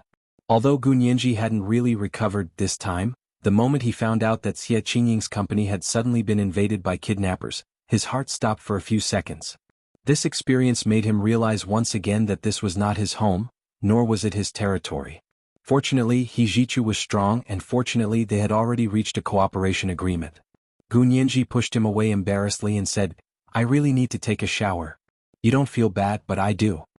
Hua Xiaoheng held her arm with both hands and said tenderly, you're fine. Luckily you're fine. Yes, I'm fine. I knew you would come to save me. Gu Nianji hugged his neck and tiptoed to kiss him on the lips. Now I really need to take a shower. Hua Xiaoheng followed her reluctantly, but was pushed out by Gu Nianji at the bathroom door. He was in a good mood and didn't mind. He turned on the television in the living room alone. When he turned to the news channel he saw a piece of current news. Although it was Russian he could understand it. The news was about General He Qingjian of the Huaxia Empire. At the invitation of Pushkin, the head of the Soviet Union, he would pay a 5-day state visit to the Soviet Union. Hua Xiaoheng smiled. It seemed that He Qingjian was also in place. Because today He Qingjian had arrived in Moscow, the capital of the Soviet Union. He watched TV for a while and waited for Gu Nianji to come out of the shower before his phone rang again. She picked it up and saw that it was He Zhichu's call. He gestured to Gu Nianji, then swiped open his phone to answer the call. He Zhichu's voice was distant, as if he was calling Hua Xiaoheng from a very empty place. Hua Xiaoheng stood up. Young Master He, what happened? It's fine. Have you settled things with Lorraine? Hua Xiaoheng thought about it and said, it's not completely set. I need Lorraine there tomorrow. Young Master He, I'll leave the task of clearing the area to you. He Zhichu nodded. I'll do my best. But Lorraine's identity isn't ordinary, so you need to have a foolproof plan. Hua Xiaoheng decided to personally see where they were going tomorrow. He said, I'll be there right away. After hanging up, Hua Xiaoheng looked at Gu Nianji apologetically. I still have things to do, so I can't accompany you. It's okay, go do your thing. Gu Nianji wiped her hair with a towel and said with a smile, it's young Master He? He's here too? Why didn't he come to see me? He still has a mission, Hua Xiaoheng said without changing his expression. Qin Beiyue is here too. Don't go out at night. Peter will stay in the living room for the night. Gu Nianji's eyebrows had just risen when Hua Xiaoheng added, your father and President Liu will both come to accompany you. Gu Nianji breathed a sigh of relief. That's good. She couldn't stand to be alone with Peter again. Hua Xiaoheng called Lu Yuan and waited for them to knock on the door before he got up and left. Lu Jin walked in with a smile and patted Hua Xiaoheng on the shoulder. That's more like it. Hua Xiaoheng, Lu Yuan closed the door and said, sit down first or it won't be good if someone sees you. There was only one night left. As long as she made it through this night, she would be able to succeed tomorrow.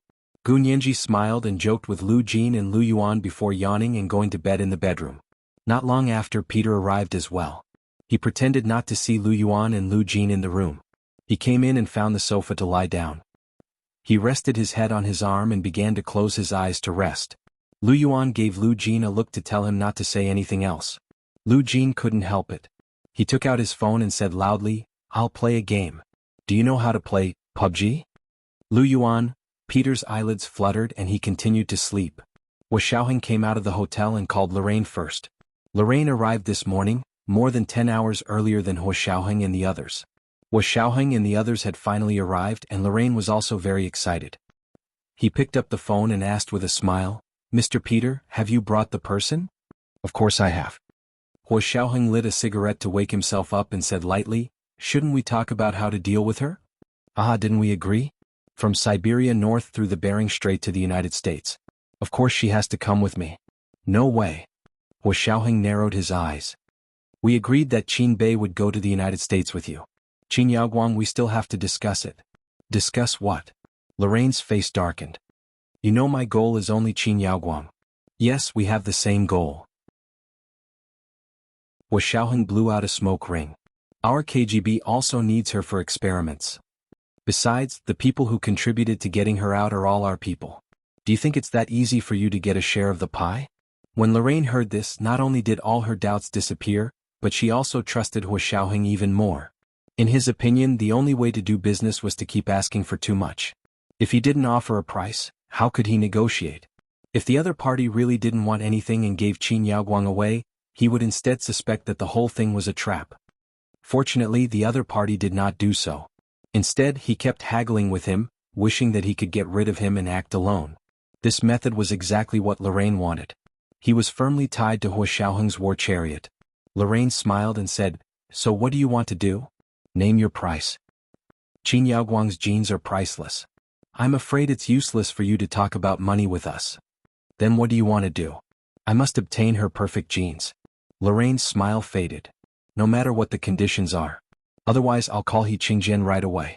Laurel threatened Hua Xiaoheng by pretending to be injured on both sides. Hua Xiaoheng refused to let go, but it was just a way of inviting her into the trap. He pretended to be in a difficult position. After a moment of silence he said, since both of us need Qin Yaoguang's perfect genes, why don't we sign a cooperation agreement and set up a new type of underground laboratory here to specifically study Qin Yaoguang and Wen Shuyi's perfect genes? Lorraine also thought for a moment and said, I agree to cooperate, but the laboratory has to be set up in the United States in my territory. Wen Shuyi is already in my hands and Qin Yaoguang is her biological mother. If the two of them study together, I'm afraid we'll progress faster.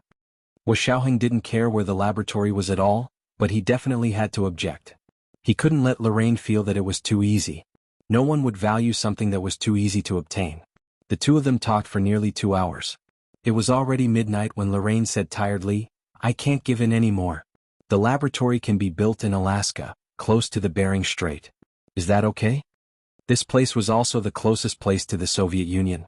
Hua Xiaoheng finally said reluctantly, then sign a 1-year contract first. If it doesn't work, we'll talk about the conditions. Peter, don't go too far. Lorraine was furious. She slammed the table and said, I'll pay for the laboratory and the lab staff. You just have to wait to share the results. What else are you dissatisfied with? Our people have to monitor the laboratory. Otherwise, how will we know if you've done anything? Hua Xiaoheng fought for the last condition. With the KGB monitoring, the other party wouldn't dare to do anything. Lorraine hesitated for a long time before nodding and saying, okay, then sign for a year first. We'll see the results after a year. Anyway, by then the person would already be in his hands, so Lorraine wasn't afraid that the KGB would go back on their word. They had each other's weaknesses in their hands and they had common interests. This kind of cooperation was the only way to last. Qin Bei arrived at the parking lot of the Tunguska Hotel. He didn't get out of the RV. Instead, he deactivated the RV's electromagnetic shield and called Lorraine. However, Lorraine's number kept showing that he was busy, so he couldn't get through. Qin Bei had one of his subordinates go down to the hotel and get a room, while he stayed in the RV with his bodyguards and trusted subordinates. He had his subordinates keep calling Lorraine, but Lorraine's phone finally got through in the middle of the night. Qin Bei coughed twice and said unhappily, "Mr. Lorraine, you're really busy?" Lorraine smiled. "Mr. Qin, I'm so busy, but I still specially came to take you to America. You have to understand my sincerity." Qin Bei felt a little better and said, "Of course I understand Mr. Lorraine's sincerity. But what exactly do you plan to do? What about my daughter? When can she leave the KGB of the Soviet Union?" "I've already made an appointment with the Soviets," Lorraine said happily. "At 7 o'clock tomorrow morning, we'll go to the Tunguska sinkhole to make the deal. Be there or be square." This is the first chapter of the day, chapter 1911, Meeting of the Stars, 4. A reminder for everyone's monthly votes and recommendation votes. It's also the third chapter today. The second and third chapters are the big chapters at 8 o'clock in the evening, and the two chapters are combined. Moi, everyone, little angels. Chapter 1923. Qin Bei nodded slightly. 7 o'clock? Okay, I'll see you there. After putting down the phone, Qin Bei waved for his men to come over. "Go to the Tunguska sinkhole and take a look. Go make arrangements now and find out if there's anyone else there." Qin Bei was a person who was cautious to the bone. Qin Bei's men brought 2 men and sneaked to the area where the Tunguska sinkhole was located overnight. It was already the end of September and the beginning of October. In the imperial capital of Wuxia, it was still autumn, but in the Tunguska region of Siberia, the temperature had already dropped. Especially at night, it was almost 0 degrees. They wore jackets that didn't keep them warm and looked ahead sneakily. It was already late at night and the sky was covered with thick clouds. There were no stars or moon, but it wasn't particularly dark either. The color of the sky was a little dark yellow. As far as the eye could see, they could see the shadows of the mountains in the distance. There were trees everywhere and they couldn't see the end of it. The Tunguska sinkhole was actually a butterfly-shaped area that spanned 50 kilometers at its widest point, and the deepest part was connected to an underground river. But at the very center there was a ring-shaped depression. How could they possibly explore such a big place with just a few of them? Therefore they only found the coordinates that Qin Bei had told them and carefully checked within a radius of about 10 meters. After confirming that there was no one else around, they returned home. "Boss, we've already looked over there. It's very barren and very cold. There can't be anyone else there. They must have frozen to death after staying there all night." His men rubbed their hands and breathed into their mouths. They were so cold that they were shivering and even their eyebrows were covered in frost. However, the frost quickly melted in the warm RV. Although Qin Bei's heart was still pounding, he felt that it was because he was about to achieve his goal, so he was naturally nervous. Gun Yinji slept very soundly. She was woken up by Lu Jin at 5 o'clock the next morning, but she still couldn't bear to open her eyes. However, Lu Jin said, "Boss Lu made breakfast." Gun Yinji was instantly awake. She immediately sat up, her voice still hoarse from when she had just woken up. "Really? What's for breakfast?" Lu Jin knew her best. This was the best tool to get out of bed. Lu Jin chuckled and said, "Boss Lu made beef buns. There's only beef and flour. Otherwise he could make pork buns." Gun Yinji suddenly felt extremely hungry. She ate her fill in the dining room, then went to the bathroom to take a shower and change her clothes. Lu Jin had brought her several sets of clothes and placed them on the bed in the bedroom for her to choose from. Gun Yinji was very surprised, but when she thought about Lu Jin's ostentatious RV, she felt relieved. She picked out a grayish-green hunting jacket, calf-length boots, and gray hunting pants of the same style. Inside, she wore a close-fitting primrose cashmere turtleneck pullover. She was dressed valiantly and pushed open the door. Lu Jin saw this and said with a smile, "This set is good. This set has a bulletproof layer inside. It can protect against heavy snipers and even missiles." Gun Yinji was speechless. "Dad, can you not say that? It sounds quite scary." Lu Jin didn't think it was a curse. He said disapprovingly, "It's better to nip it in the bud. Who knows what they're up to?" "Dad, are you going to wear this too?" Gun Yinji looked at Lu Jin and then at Lu Yuan. She saw that their clothes were no different from usual. Lu Jin took out 2 sets of khaki gray windbreakers and said, "Of course this is it." He threw one to Lu Yuan and put on the other himself. Lu Yuan looked at him and wanted to say something, but he still put it on silently and didn't say anything else. He knew Lu Jin too well. If he said another word, he didn't know what else would come out of it. Peter, who was sitting on the windowsill, looked at them with interest. He reached out and said, Anything else? Give me one? No. Lu Jin refused without hesitation. Isn't the KGB invulnerable? Why are you afraid of bullets? He was still angry at Peter. Peter rubbed his nose in amusement. What happened to the KGB? The KGB was also human. Of course they were afraid of bullets. Lu Yuan looked at his watch with a smile. It's already 6:30. Shouldn't we leave? Gun Yinji looked out of the window. The clouds were still thick and the sky was extremely yellow. She couldn't help saying, it looks like it's going to snow. In Siberia, the temperature began to drop in October and it often snowed. It was already the end of September, so it wasn't impossible for it to snow. It's good that it's snowing. Lu Jin sighed. The white ground is so clean. Gun Yinji, she rubbed her forehead. Dad, where did you park your big RV? Won't anyone see it? Qin Beiyoi was so cautious. A few days ago, when he was at the small hotel by the roadside in Huaxia, he had sent people to investigate Lu Jin's big RV. Gun Yinji saw it through the window. Lu Jin smiled and said, it's fine. Major General Hua found me a secluded place to park. No one will see it. Actually, Hua Xiaoheng had asked him to park at the place where the hotel staff parked their cars. There was a tall wall there, and the hotel's customers were not allowed to enter. Qin Beiyoi would never have thought of looking at all the cars in the hotel's underground parking lot, nor would he have thought that Lu Jin's car was going the same way as him. Lu Jin wasn't taking the same path as him, but they were going to the same place. Gun Yinji let go of her worries and didn't ask any more questions.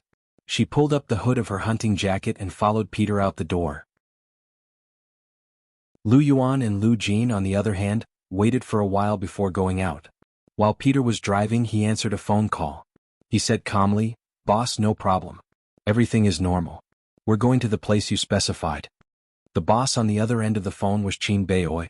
He used a voice changer to make a phone call, so it sounded completely different from his own voice. However, the occasional coughing gave away some clues. Peter didn't care. He stroked the steering wheel and drove through the Siberian wilderness at 6 in the morning. At first, there were no other cars on the road, but when they were about to reach their destination, Gun Yinji saw two other cars. One was the Soviet embassy car that Hua Xiaoheng was in, and the other was a very high-end custom-made Rolls-Royce Phantom. She glanced at it casually, then retracted her gaze and looked ahead. Suddenly, her heart skipped a beat. She was familiar with this place. Wasn't this the Tunguska sinkhole in Siberia? The sun was about to rise. The beautiful morning glow fell on the hills in the distance, like an oil painting with thick ink and heavy colors. The mountains in the distance were undulating, and there were towering trees everywhere with thick leaves. The morning light shone from the east and shone on the peaks of the mountains. Nearby, however, was a round plain. Trees from high to low surrounded the area. Their car had already arrived at the entrance to the circular plain. Peter parked the car in a hidden place in the woods and contacted Qin Beiyoi by phone. Qin Beiyoi had changed to a different car. It wasn't the big RV, but a very hard and sturdy custom-made Cadillac bulletproof sedan. He answered Peter's call and nodded with satisfaction. Stay there. Don't come out. When I'm done with them, you can hand the person over to me. He reminded Peter over the phone to disguise Gun Yinji so that she couldn't speak. In short, he couldn't let Lorraine see who this person was. Peter agreed readily and took out a metal suitcase under the car seat. He opened it and saw that it was full of disguises. This was standard equipment for KGB missions. Gun Yinji sat motionless in the seat and let Peter apply some paint on her face. He also put on a fake nose and fake lips to cover up the two most obvious facial features on her face.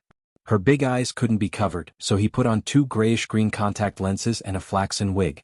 She looked like a real Caucasian girl. It matched her valiant hunting attire quite well. Not far away, Qin Beioi's custom-made Cadillac bulletproof sedan drove past on a small road and entered the Tunguska sinkhole area. Gun Yinji remembered very clearly that in the same place in the other world, Song Jining and the other scientists had conducted scientific experiments and observed high-energy magnetic fields. This is today's second chapter. Chapter 1912, Meeting of the Stars 5. A reminder for everyone's monthly votes and recommendation votes. Sorry everyone, I was delayed by something this morning, so I didn't have time to write the chapter. I have to go to work. I owe everyone one chapter today, so I'll make up for it tomorrow. Moi, everyone, little angels. Chapter 1924. Glancing at Qin Bei's Cadillac, Gun Yinji pouted. This old man was too rich. Not only was he in a large RV, but he also had a Cadillac. The car drove to the open space in front and slowly stopped. Seeing him arrive, the people in the other two cars also got out. One was Lorraine, and the other was the Soviet Embassy's Deputy General Counsel, Peter Huoxiaoheng. Lorraine was the first to walk out and waved at Qin Bei's car with a smile. "Old Mr. Qin, you're finally here." Qin Bei looked at Lorraine, then at the Soviet Embassy's diplomat, Peter. He snorted and motioned for his subordinates to open the door for him. Leaning on his cane, he stepped onto the grass beside the Tunguska sinkhole. The early morning wind blew over from the sinkhole, bringing with it a chilly air. Qin Bei shivered and pulled his mink coat closer. He shook Lorraine's outstretched hand and smiled. "Mr. Lorraine, sorry to keep you waiting. I'm old, so it's not convenient for me to come and go. Please forgive me." "Aha, it's fine. We just arrived." Lorraine smiled and waved as he glanced at his side. Qin Bei was very cautious. He actually brought 4 bodyguards with him, and there were 2 strong men in the car. It was obvious they were mercenaries. Lorraine's pupils constricted imperceptibly, but a smile quickly crept up the wrinkles at the corners of his eyes. His sunken eyes were almost invisible. Qin Bei nodded and asked directly, "Where is she?" Lorraine waved at Huoxiaoheng, who was standing beside the Soviet Embassy's car. "Where is she?" Huoxiaoheng didn't turn around and opened the car door expressionlessly, revealing Qin Yaoguang inside. She was lying on a makeshift stretcher in the car with an 4 hanging next to it. In the spacious SUV, the back row had been laid down, and only Qin Yaoguang's makeshift stretcher was there. There was no one else. Huoxiaoheng had actually come alone. Lorraine narrowed his eyes and curled the corners of his lips slightly. Qin Bei was shocked. He quickly walked to the side of the car and asked in surprise, "What happened to her?" "What happened to my daughter?" "What's wrong with her? Don't you know?" Huoxiaoheng pushed Qin Bei away rudely and slammed the car door shut. "How much effort did we put into obtaining her perfect genes? Shouldn't you be paying us?" Qin Bei laughed dryly. "You guys are so capable, how could I possibly ask for your help? Good that you know." Huoxiaoheng straightened his collar and said coldly, "Now that you've seen it and gotten the person out, shouldn't you fulfill your promise and hand over those things?" The KGB of the Soviet Union had once asked him for the things in Qin Yaoguang's secret laboratory. Qin Bei had used Qin Yaoguang's perfect genes to keep Huoxiaoheng hanging, claiming that he had to rescue Qin Yaoguang before he could give them the samples in the secret laboratory. Now that Qin Yaoguang had been rescued, Qin Bei pretended to be unwilling. He took out a small box and opened it. Inside were rows of small test tubes, each containing a tube of blood. The test tubes were numbered from A to G. There were a total of 7 tubes. He placed the small box in Huoxiaoheng's hand and said meaningfully, "These are the samples you're looking for. When my daughter was experimenting with the perfect genes, these 7 samples had the DNA closest to the perfect genes. Unfortunately, most of these children didn't survive. So far, only 2 of them have survived." Laurel asked curiously, "Who is it? Wen Shui? What about the other one?" "Yes, one is Wen Shui and the other is Gun Yanji." Qin Bei smiled meaningfully. Huoxiaoheng quietly stuffed the small box into his trouser pocket and said casually, "Unfortunately, these are all failed samples. The most successful sample is still with Qin Yaoguang herself." Laurel nodded in agreement. Wen Shui's genes can only be said to be passable. In fact, they can't be considered the genes closest to the perfect genes. As for Gun Yanji, our foundation has been paying attention to her since she was born, but unfortunately her genes didn't show any signs of perfection. Later, Qin Yaoguang said that her genes had changed a lot after she became an adult, and that it was worth studying. I don't know what happened. Laurel shrugged and turned to ask Huoxiaoheng, "You're interested in Gun Yanji? Aren't you very close to her?" Huoxiaoheng smiled faintly. "I was originally interested, the experimental target, but I sent her DNA back to the country and had our experts study it. Just as you said, it's too far from the perfect genes, so much so that our scientists even question my ability to act and judge." Qin Bei's heart skipped a beat and his eyes flickered. Could it be that Gun Yanji's genes really weren't that good? But he clearly remembered Qin Yaoguang telling him that Gun Yanji's genes seemed to have evolved after she went to the other world. Laurel looked at Qin Bei again and asked tentatively, "What do you think, old Mr. Qin? I remember that you also captured Gun Yanji, didn't you? Why don't you send her to the United States for research?" Qin Bei smiled but didn't say anything. Huoxiaoheng snorted. "Don't keep me in suspense. I actually think that the problem with Gun Yanji's genes was a smokescreen released by Qin Yaoguang to cover up the fact that she herself had the perfect genes." Laurel paused and thought about Huoxiaoheng's words. He felt that they made sense. After all, the video from the secret laboratory had left too deep of an impression on him, and it was too real. Their experts had examined the video countless times and finally came to the conclusion that the video was real and not fake. Qin Yaoguang herself didn't deny the video. She only denied that she didn't have the perfect genes. But from Laurel's point of view, who would actually admit that they had the perfect genes? Only someone like Wen Shui, who had a hole in her brain, would treat this as a great thing and try to flatter herself. Qin Bei's eyes flashed again. He didn't agree with Hua Xiaoheng's words, but he didn't want to deny them either. After all, he was counting on Laurel to get Qin Yaoguang out with him.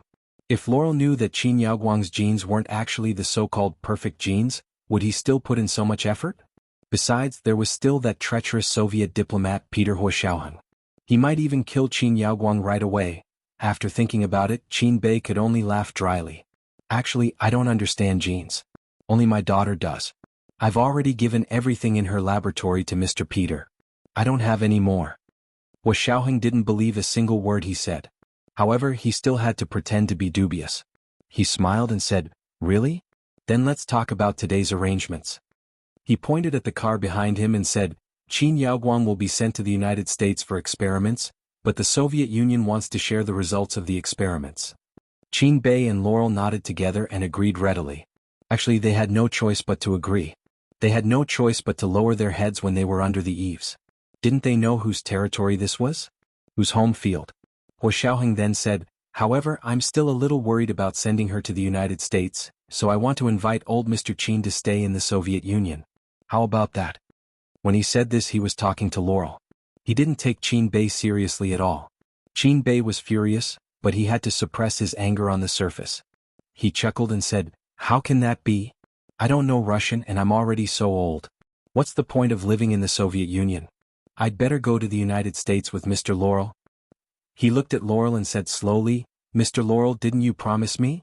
Laurel was very unhappy with Hua Xiaoheng's sudden idea. He frowned and said, "That's not part of our agreement. But I've thought about it again and again, and I feel that the Soviet Union is at too much of a disadvantage." Hua Xiaoheng acted like he was in a very difficult position, but he was actually trying to raise the price. This made Laurel and Qin Bei curse him to death in their hearts. The few of them negotiated on the grass beside the Tunguska sinkhole, and the more they talked, the more disagreeable they became. Laurel and Qin Bei's faces darkened. "Mr. Peter, are you really going to pester us endlessly?" Laurel said coldly. At the same time, he secretly made a gesture, and the bodyguards he brought with him also got out of the car. Seeing this, Qin Bei also called his bodyguards over. Hua Xiaoheng immediately turned around to open the car door. Qin Bei and Laurel looked at each other and remembered the situation in the car. In other words, Hua Xiaoheng didn't bring any help. They shouted in unison, "Do it!" A total of 7 or 8 strong bodyguards immediately surrounded the two of them. They all took out their silenced pistols, but it was too inconvenient to shoot because they were too close. 4 or 5 people held their guns and gestured for a long time, but Hua Xiaoheng was even more slippery than a fish. He dodged between them, making it impossible for them to aim at him. One of them boldly fired a shot, and with a bang he almost hit his own people. "Together! Kill him!" Laurel waved his hand, holding his silenced pistol, and took a step to the side. A bodyguard had already grabbed the back of Hua Xiaoheng's neck and punched him. Hua Xiaoheng heard the wind behind him and tilted his head slightly to avoid the man's fist. Boom! The man's fist smashed directly into the car door, causing it to cave in. Hua Xiaoheng glared at Laurel and Qin Bei. "What do you mean? Don't you know whose territory this is?" "Haha, so what if it's your territory? You're amazing. You dared to bring my daughter here by yourself. How amazing." Qin Bei gave him a thumbs up. Laurel understood. If he killed Hua Xiaoheng, Qin Yaoguang would be his. Why would he share her with the Soviet Union? The temptation of perfect genes was too great. What was a Soviet diplomat to him? Moreover, who knew if he was trading with them on behalf of the Soviet Union, or if he wanted to make a fortune in private? Laurel had seen many people like this, so he didn't take them seriously at all. Cooperating with Hua Xiaoheng was just to borrow the power of the Soviet diplomat to successfully transport Qin Yaoguang out of the Huaxia Empire. He had originally wanted to make a move on Hua Xiaoheng in Alaska after leaving the Soviet Union.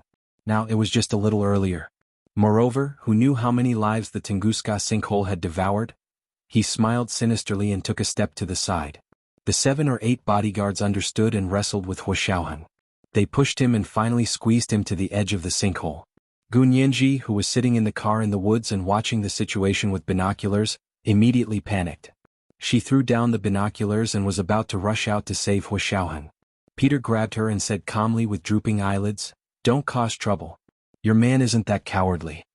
Gu Nianji, she also felt that it shouldn't be, but knowing was one thing and seeing it with her own eyes was another. Her heart shrank into a ball, and even her breathing was almost becoming difficult. "Really? Will he really be fine?" Gu Nianji murmured. She grabbed the handle of the car door, but no matter how hard she pulled, she couldn't open it. She looked up and saw that the group fight seemed to have gone out of control. Someone suddenly fired a shot and hit Hu Xiaoheng in the chest. Then the person quickly rushed forward and kicked Hu Xiaoheng hard. Hu Xiaoheng clutched his chest, and the expression on his face froze. He fell backward and fell into the sinkhole in the blink of an eye.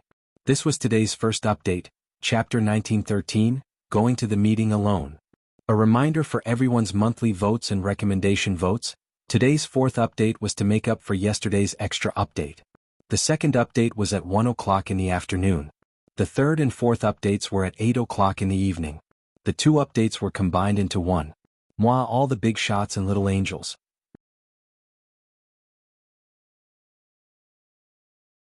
Chapter 1925. Gu Nianji's face paled. She struggled desperately to open the car door and jump out. Peter grabbed her and said coldly, "Calm down, the show isn't over yet. They're all shot and falling out. How are we going to continue acting?" Gu Nianji was furious. She wanted to reach out and scratch the KGB agent who always had his eyelids drooped. "You make it sound like you don't know about bulletproof vests." Peter snorted disdainfully and glanced at her sideways. "They all say you're smart, but I don't think you're that smart." Gu Nianji, damn it, she was being looked down on when she was feeling the most miserable. Should she find a piece of tofu to knock into? Peter stuffed the binoculars into her hands. "Keep looking. Don't cry. I'm not in the mood to coax you." Gu Nianji, she took a deep breath to suppress her uneasiness and anxiety and raised the binoculars again. She saw that the people on the other side seemed to be arguing again. Only Qin Bei and Lorraine were left. What else were they fighting for? Gu Nianji couldn't hear them and didn't understand. Peter was wearing a Bluetooth headset and could hear the people on the other side. It turned out that Qin Bei and Lorraine had a disagreement over how to treat Qin Yaoguang. Lorraine said coldly, "And Gu Nianji, I know you kidnapped Gu Nianji. If she's useless, why did you kidnap her?" He hadn't mentioned a single word of this to the Soviet diplomat Peter, because he didn't want the Soviets to notice Gu Nianji. The KGB had fought with them for Wen Shui before, and now Qin Yaoguang wanted to fight too.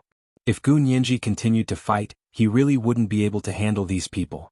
Therefore, he had always pretended to be uninterested in Gu Nianji and waited for Qin Bei to make a move so he could reap the benefits. "Didn't you say that my daughter, Qin Yaoguang, is the one with perfect genes? What do you want Gu Nianji for?" Qin Bei asked coldly. "I didn't take Gu Nianji away. If you don't believe me, search my car." "Why would you put Gu Nianji in your car? Do you think I'm stupid?" Lorraine sneered. "I won't let anyone related to perfect genes go. You just said that there are a total of 3 people alive, and all of them are related to perfect genes. One is Wen Shui, one is Qin Yaoguang, and the other is Gu Nianji." Lorraine's expression was ferocious. "Tell me now, where is Gu Nianji?" Qin Bei clearly saw that the Soviet diplomat Peter was shot in the chest by one of Lorraine's men and then kicked into the sinkhole. Seeing that Lorraine was glaring at him like a tiger watching its prey, and that the bodyguard beside him seemed to be even more powerful than his own bodyguard, he could not help but feel a little panicked. He suddenly realized that he had nothing to rely on right now. If Lorraine did to him what he had done to Peter, would he still be alive? Qin Bei gritted his teeth and walked quickly to the car with his walking stick. "Since we can't come to an agreement today, we'll talk about it tomorrow." "You want to leave?" Lorraine guffawed, his face filled with the ecstasy of victory. "Capture him. I don't care what you do. Pry his mouth open for me. I want to know where he kidnapped Gu Nianji." As he spoke, Lorraine waved his hand, and his bodyguards immediately surrounded Qin Bei. Qin Bei hardened his heart and suddenly turned around with a gun in his hand. He fired multiple shots at Lorraine's bodyguards. His marksmanship was unexpectedly accurate. One bodyguard was killed on the spot, another was wounded in the leg, and only one managed to dodge. Qin Bei's bodyguards also immediately raised their guns and fired a few more shots at Lorraine's bodyguards, killing all of them. Now it was Lorraine's turn to panic. He did not expect Qin Bei to be so ruthless as to dare to attack him. He said nervously, "Don't do anything stupid. Aren't you going to America? Do you think you can enter America safely without me? Dream on. Do you believe that as long as I have my daughter, Qin Yaoguang, and my granddaughter, Gu Nianji, any country I want to go to will welcome me and treat me like an honored guest?" Qin Bei laughed, his face glowing with health and vigor. He put away his gun and walked towards Huashaoheng's Soviet embassy car as he said, "But I've worked with Mr. Lorraine for many years and still have some ties. I'll let you go today. Go now before I change my mind." He actually did not dare to kill Lorraine. He could kill Lorraine's bodyguards, but it was mainly for self-protection. Killing them wouldn't be a big problem. But Lorraine was different. Qin Bei feared Lorraine to the bone. Even if he had the upper hand, he did not dare to attack Lorraine. However, just as he was walking towards Huashaoheng's car, a bullet suddenly flew from behind them and accurately hit Lorraine's leg. Lorraine had been pushed to the edge of the sinkhole by Qin Bei's bodyguards. Now that he was shot in the leg, he cried out in pain and lost his balance. He fell backwards into the sinkhole. Qin Bei turned around and saw Lorraine fall. He quickly raised his cane and pointed in that direction. "Who dares to shoot without my orders? Who did it?" His bodyguards all shook their heads and did not dare to admit who it was. They actually did not know who it was either. They were all worried that they had accidentally fired their guns. Qin Bei glared at them. "What are you waiting for?" His bodyguards quickly pulled on ropes and climbed down into the sinkhole. However, they had all gone very deep into the sinkhole and still did not see Lorraine. Not only did they not see Lorraine, but they also did not see the corpse of the Soviet diplomat Peter. Where did he go? I think he probably rolled into the underground river below. Do you dare to go down? The bodyguards looked at the unfathomable underground river and shook their heads. When they climbed out of the sinkhole, they said in unison to Qin Bei, "Lorraine and the diplomat fell into the underground river. Their bodies are in the middle of the river. It's not easy to fish them out." "Fell into the underground river? Did you see the bodies?" Qin Bei asked as he opened the car door. He immediately saw his daughter, Qin Yaoguang, lying on a makeshift stretcher. Her eyes were closed and she was motionless. She looked like she was dead. His heart ached. They used to live the best lives. They had their own public company and respected social status. But now they had nothing. Qin Bei's bodyguards nodded. "I saw them. If you don't believe me, you can go down and see for yourself." Qin Bei was so old. How could he climb down into the sinkhole himself? Even if he could, he wouldn't. What if someone shot him in the back when he went down? Qin Bei snorted and stepped aside. He waved his hand. "Hurry up and bring my daughter out." He then called Peter. "You can come out now. Did Gu Nianji come with you?" Peter answered the phone and nodded with a smile. "Of course she came. You're all done? What else do you need my help with? You're my trump card. Of course I have to save it for last." Qin Bei was in a good mood. "Come over first. Help me go down and look for the bodies of those two people." He wanted to see them alive and he wanted to see their bodies dead. Qin Bei wouldn't be at ease if he couldn't see the bodies. Peter snorted. "That's not part of our contract. I only help you kidnap living people. Don't you just want more money?" Qin Bei was full of pride. "I also want you to be my lifelong bodyguard. You can name the price." Peter laughed. "Boss, you're rich? Okay, I'll be right there." As he spoke, he sent the video he had just recorded to Hijichu and sent him a message, "Done." Hijichu, who had been watching from afar, received the message and immediately said to his father, "Dad, it's done." He then showed the video Peter had taken to He Qingjian. They had been waiting here since 6 in the morning. They had set up everything and were just waiting for Qin Bei and Lorraine to come in. He Qingjian sat in the bulletproof car, his face expressionless. He glanced at the video and said calmly, "I really underestimated Qin Bei. Not only did he dare to kill a Soviet diplomat, but he also dared to attack Lorraine. Actually, the person who shot at Huashaoheng was Lorraine's bodyguard, but from the video, it seemed that the shot was fired from Qin Bei's bodyguard's side." Hijichu snorted. What else wouldn't he dare to do? As the two of them spoke, they got out of their cars and brought a team of security personnel from the special forces with them. They quietly headed towards the Tunguska sinkhole. This was the second watch of the day, chapter 1914, The Crooked. A reminder for everyone's monthly votes and recommendation votes. Today was the fourth watch to make up for yesterday's overtime. The third and fourth watch were the big chapters at 8 o'clock in the evening. The two watch periods were combined. Moi, all the big shots and little angels.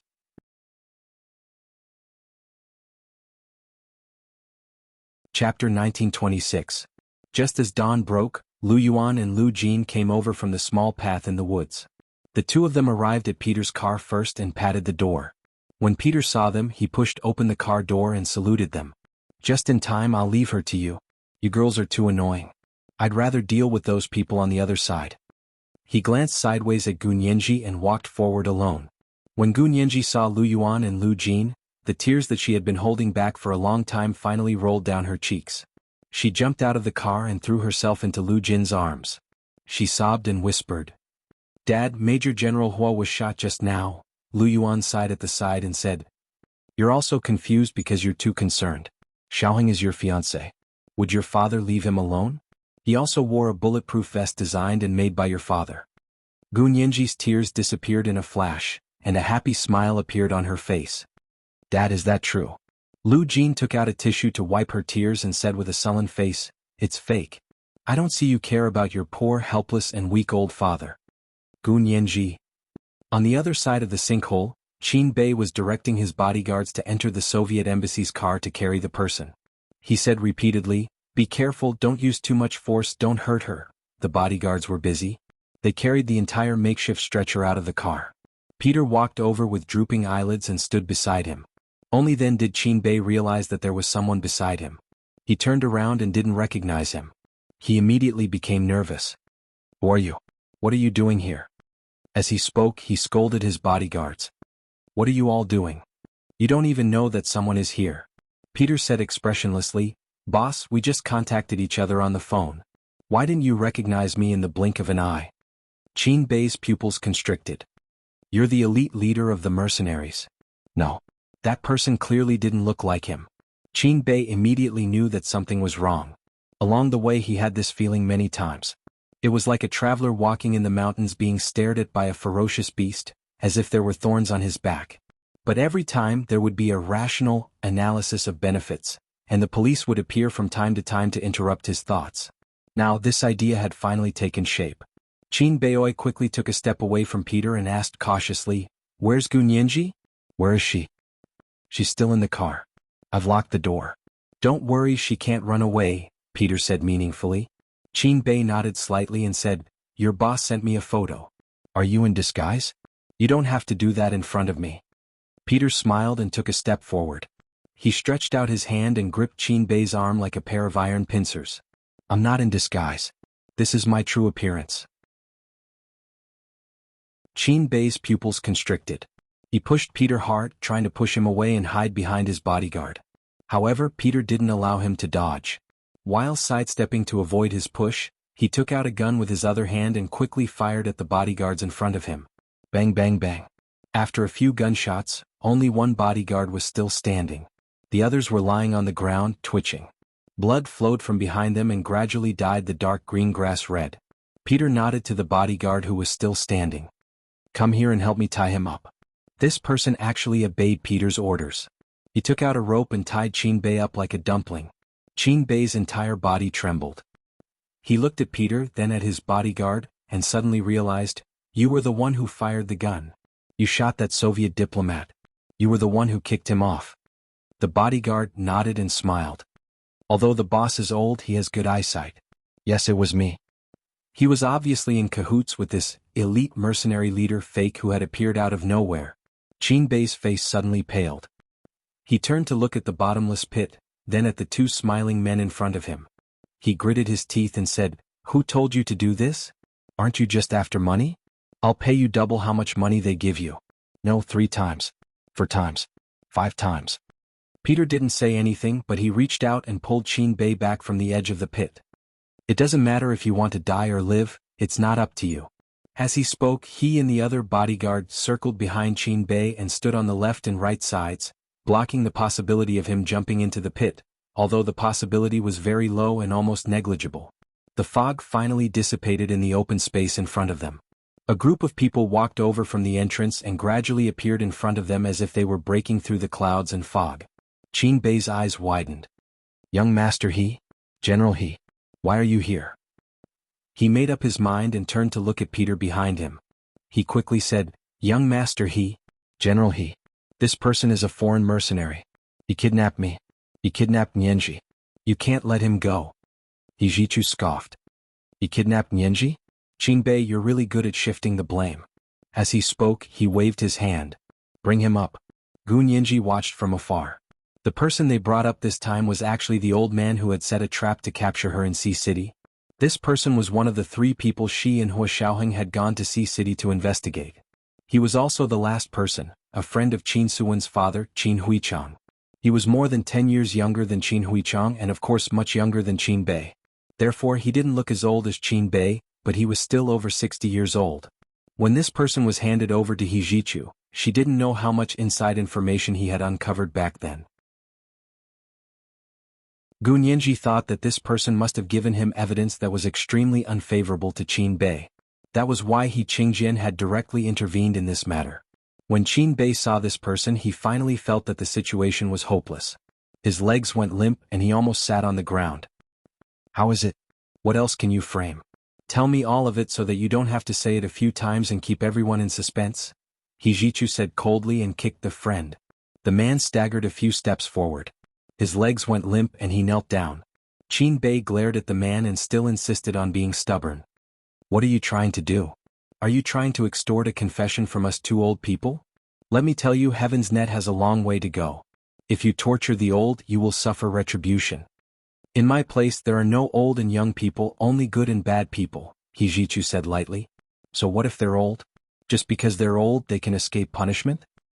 Haha, if you don't treat the old well, what about Gu Nianji? Are you going to ignore her? Qin Bei raised his head. Gu Nianji is still in my hands. If you don't let me go, Gu Nianji will immediately die in front of you. Peter sneered behind him. Old man, have you forgotten about me? Qin Bei didn't even turn to look at him. He said coldly, I'll count to 1, 2, 3. If you don't let me go, I'll let her die in front of you. That powerful? Hijichu looked at him coldly. But I'm not afraid. What should I do? She's your savior. Moreover, she's the one with perfect genes. Don't you need her at all?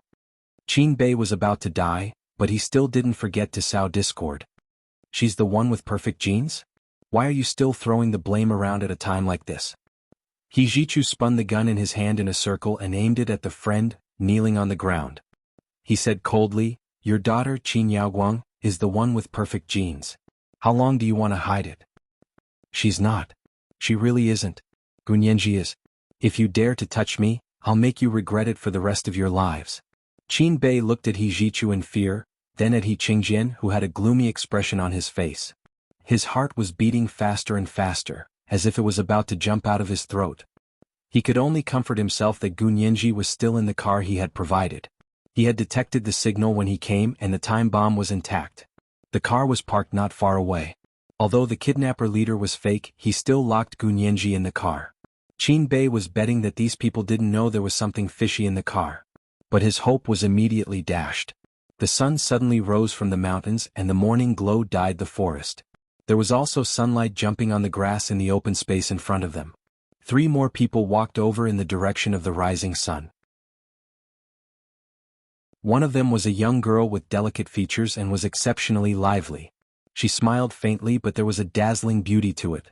The rising sun became her embellishment, and the smile on her face was even brighter than the sun.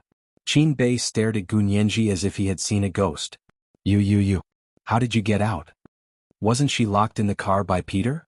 But he quickly reacted and turned around to glare at Peter. You lied to me. Of course I lied to you. You already know I'm fake. Do you think I wouldn't lie to you? Peter's eyelids drooped and he slapped Qin Bei. Speak properly. Don't look around. Qin Bei felt dizzy from the slap. He had no choice but to close his eyes and pant slightly. Gu Nianji came to Hijichu's side and looked up at his indifferent face. She smiled and said, Young Master thank you for saving me. Hua Xiaoheng had already told her that Hijichu had arranged for Peter. Without Hijichu and Qingjin, the Soviet Union wouldn't have allowed their real KGB ace of the Far East, Peter, to accept the mission. Hua Xiaoheng's agreement with the Soviet Union could only stop at him using Peter's identity. He couldn't do anything higher. After all, with his identity, he didn't have the leverage to negotiate with the other party at a higher level. At this time He Qingjin and He Jichu's status came into play.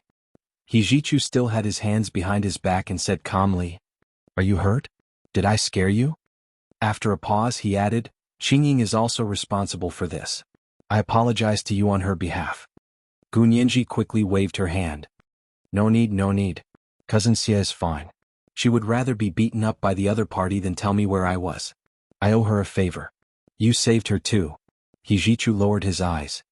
"If the other party hadn't used her to expose you, you wouldn't have suffered this fright. There's nothing I can do about it." Gunyanji was very open-minded. Cousin Xie was kept in the dark about a lot of things, so she couldn't have thought like us. In the face of such a sensational revelation, even if she knew there was a problem with the motive behind it, she wouldn't have thought it would be so serious. He Jichu sighed softly. "Nianji, don't speak up for her like that. I feel even more guilty if you do." "All right, young Master He, let's talk about this later." Gunyanji smiled as she looked at the friend, kneeling in front of her. Her expression darkened. "What did that person say? I'm also very curious about the truth of what happened back then." Without a doubt, He Qingjian and He Jichu had brought this friend here to confront Qin Bei because they wanted to find out the truth about Qin Suwen's family's accident back then. He Jichu turned to glance at Lu Yuan and Lu Jin, who were standing behind Gunyanji, and nodded slightly at them. He Qingjian looked at Gunyanji as if he was looking at Qin Suwen from back then. Although the two of them looked completely different, the way they spoke and even the way they walked were extremely similar. He looked away and said coldly to the person in front of him, "Tell me, how did you collude with Qin Bei to frame the Suwen family back then?" This person had been interrogated by He Jichu for 2 months, and he was already scared out of his wits. When He Qingjian asked, he immediately pointed at Qin Bei in front of him and said fearfully, "It was him. He ordered me to do it." "You're slandering me." Qin Bei was about to rush forward, but Peter grabbed his arm.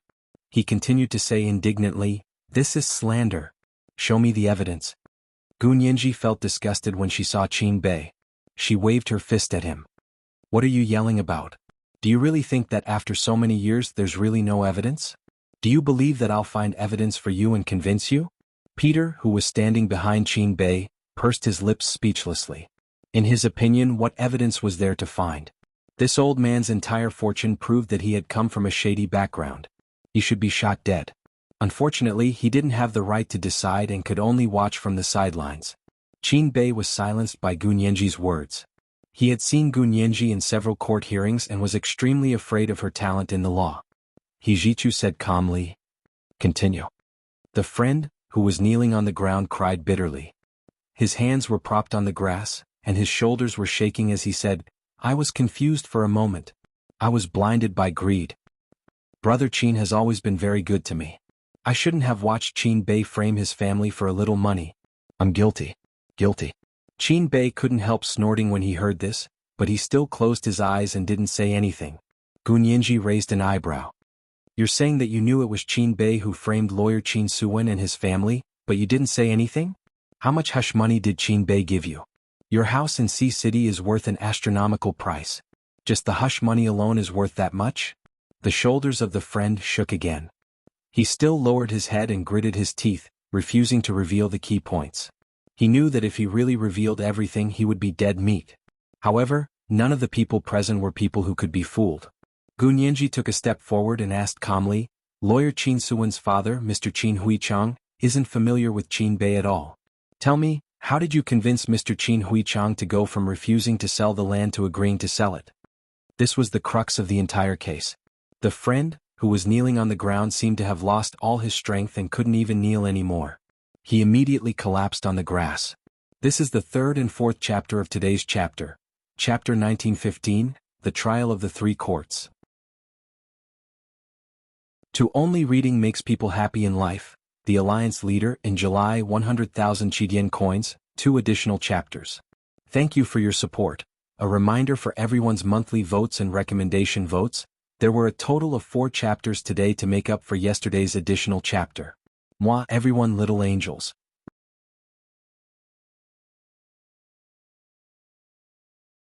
Chapter 1927.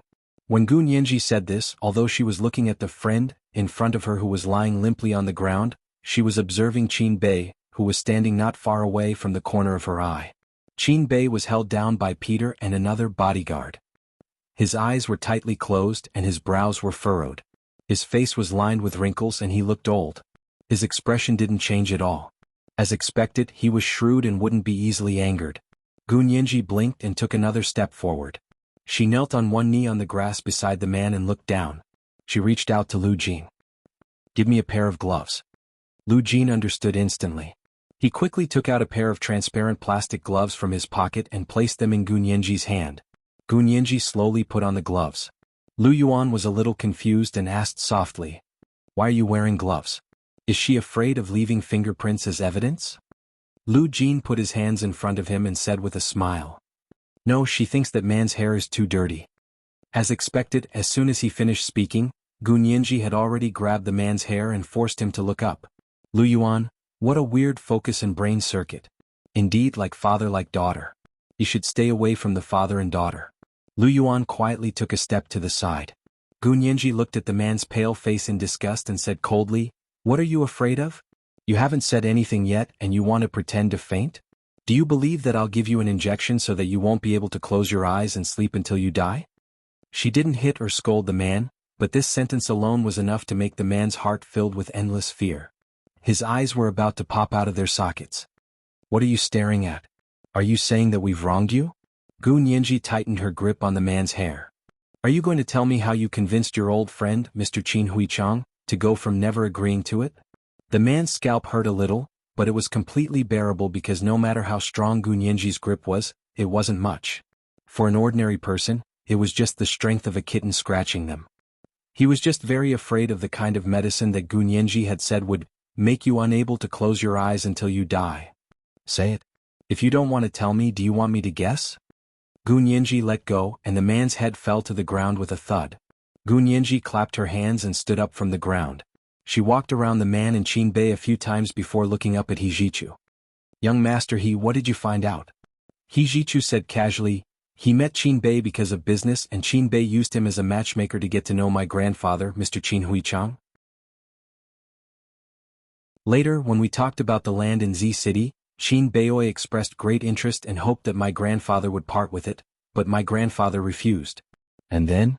Gu Nianji asked. "After that, Qin Bei invited my grandfather's family to Z City for a trip, and then signed a contract to sell the land there." Hijichu's cold gaze landed on the back of his friend, who was sprawled on the ground. He clenched his fists and wanted nothing more than to stomp on it. "After I came back, my grandfather's family was involved in a car accident. My mother survived, but she was badly burned. This guy knew that the car accident had something to do with the Qin family, but he didn't say a word, nor did he help my mother. He just stood by and watched." Gu Nianji smiled. "That's all?" Hijichu nodded. "That's all he said." There's no doubt that he hid a lot of the truth. Of course, the man's evasive answer couldn't be hidden from Hijichu. However, no matter how much they interrogated him, the man insisted that he had told them everything he knew. That was why they cooperated with Hua Xiaoheng and rearranged their plans. They wanted to catch Qin Bei and Qin Yaoguang in one fell swoop and see what else this man could hide. Gu Nianji thought about it and asked Hijichu, "Then do you ask or should I?" Hijichu could do it himself, but he wanted Gu Nianji to personally deal with these two people and help Qin Suwen. He knew that this was very important to Gu Nianji. Although he also wanted to personally seek justice for his mother, he still gave this opportunity to Gu Nianji. He raised his hand. "You go first." Gu Nianji nodded and walked back to the man's side. Once again, she knelt on one knee and twisted the man's ear with her plastic-gloved hand. She pulled his head over and asked, "Then can you confirm that Qin Suwen and her parents' car accident was instigated by Qin Bei?" The man nodded repeatedly, but his ear hurt from being pulled. Gu Nianji let go and snorted. Since Qin Suwen's father, Mr. Qin Huichang, had already signed the contract to sell the land, why did they still plan a car accident to kill his family? Qin Bei opened his eyes and said loudly, "He's lying. He has no evidence. That car accident had nothing to do with us. It was an accident." "Accident?" Gu Nianji turned to look at Qin Bei. She stood up from the ground and quickly walked to his side. "The other party didn't want to sell the land you wanted, but after a trip to Z City, he changed his mind and sold it to you. After selling the land, the family was immediately involved in a car accident. Almost the entire family died. Why are you so lucky? Are you the son of God? You want the light and you get it?" Gu Nianji spat in Qin Bei's face. Why don't you look in the mirror and see if you deserve it? The corners of Qin Bei's mouth twitched. He turned his head and chuckled. Lawyer Gu, you are a lawyer. Don't make such a low-class move. My style is only given to people who deserve it. As for you, do you think you're worthy of talking about style with me? Gu Nianji took a step back. Do you really think I can't figure out what happened? She turned around and looked back at the old friend, who was still lying on the ground.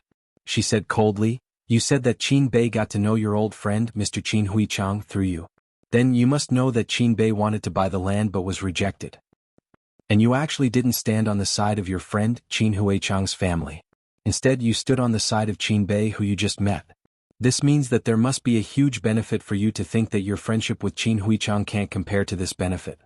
Gu Nianji paused, then said, we just investigated your relationship with Qin Huichang a few months ago. In fact, Qin Huichang is not only a friend to you but also an appreciation. You came to see City penniless to make a living. It was because you knew how to play Go that you met Mr. Qin Huichang. He treated you as a friend. Not only did he help you find a job, but he also helped you find a master to learn a trade. This skill not only allowed you to become a technical backbone in the factory that was difficult to enter, but you also worked on your own and earned your first pot of gold. But you weren't satisfied. You wanted to earn more money, and that's when Qin Bei found you. He had a plan and you had ambition. The two of you hit it off and pinned your hopes of becoming rich on Qin Huichang's family. As Gu Nianji spoke, she observed the expressions and movements of Qin Bei and this friend. She paid special attention to their micro-expressions. As expected, when Gu Nianji said, you weren't satisfied. You wanted to earn more money, Qin Bei glanced at her and seemed to smile mockingly. Obviously, this meant that she had guessed wrong on this point. Gu Nianji's mind raced and she immediately said, no, you didn't want to earn more money but you still needed money. This means that something happened to you at the time and you needed money. As soon as she said this, the friend couldn't help but raise his head and look at Gu Nianji with hatred. His gaze was like a poisonous snake that wanted nothing more than to spit out its tongue. The corners of Gu Nianji's lips curled up slightly. I guess correctly. As for why you suddenly needed money, it's very simple. Either you were sick and needed expensive medical bills. But in that era, everything was very cheap and medical bills were no exception. Even if you paid for it yourself, it wouldn't be much. So this doesn't make sense. Then you owed someone a lot of money. And in that era there was no stock market or usury, so it shouldn't be because of that. Then it can only be because you secretly gambled and owed gambling debts. As soon as Gu Nianji finished speaking, Qin Bei closed his eyes again. Gu Nianji laughed. Qin Bei, why did you close your eyes? Worried that you'll reveal the secret in your heart again? I can even speculate that the gambling debts of this friend had something to do with you, Qin Bei. The friend immediately turned to look at Qin Bei and spoke for the first time. Qin Bei, tell me the truth. When I gambled with those people, were you the one who set it up? Qin Bei closed his eyes tightly and didn't say a word. Gu Nianji clapped her hands and laughed. Not saying anything? That's tacit agreement. Qin Bei was so angry that his liver hurt. He opened his eyes abruptly. How is not saying anything a tacit agreement? Not saying anything is obviously denying it. I didn't even know him when he owed gambling debts. How did you set it up? Ha! Denying that his gambling debts had something to do with you? Don't even think about taking advantage of it. Gu Nianji squatted down again confidently and pointed at Qin Bei. She said to the friend, do you believe that he set you up first? The man's gaze wandered and he was at a loss. He said in a hoarse voice, I really want to believe you, but you don't have any evidence to make me believe you. I don't have evidence? Gu Nianji rolled her eyes and walked over to Qin Yaoguang, who was lying on the makeshift stretcher. She pointed at her face and said, this is the evidence. The man propped himself up from the ground and slowly sat up. He looked at the motionless Qin Yaoguang in confusion. Where's the evidence? Here. Gu Nianji poked Qin Yaoguang's face with her finger.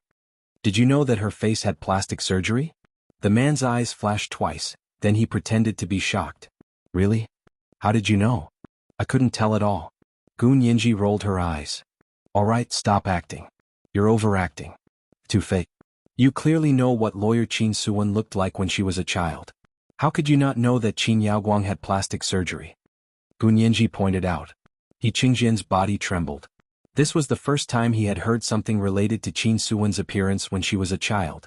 He couldn't help but ask, what does Suwen's appearance when she was a child have to do with Qin Yaoguang's plastic surgery?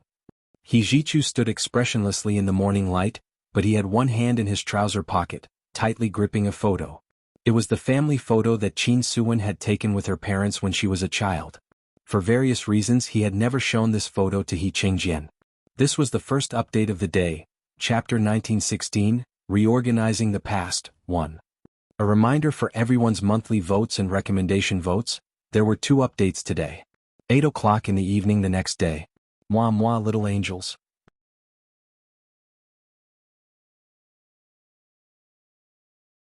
Chapter 1928. Gu Nianji looked at He Jichu in surprise. He Jichu gave her an almost imperceptible look. She knowingly changed the topic and said to He Qingjian, General He, don't be anxious.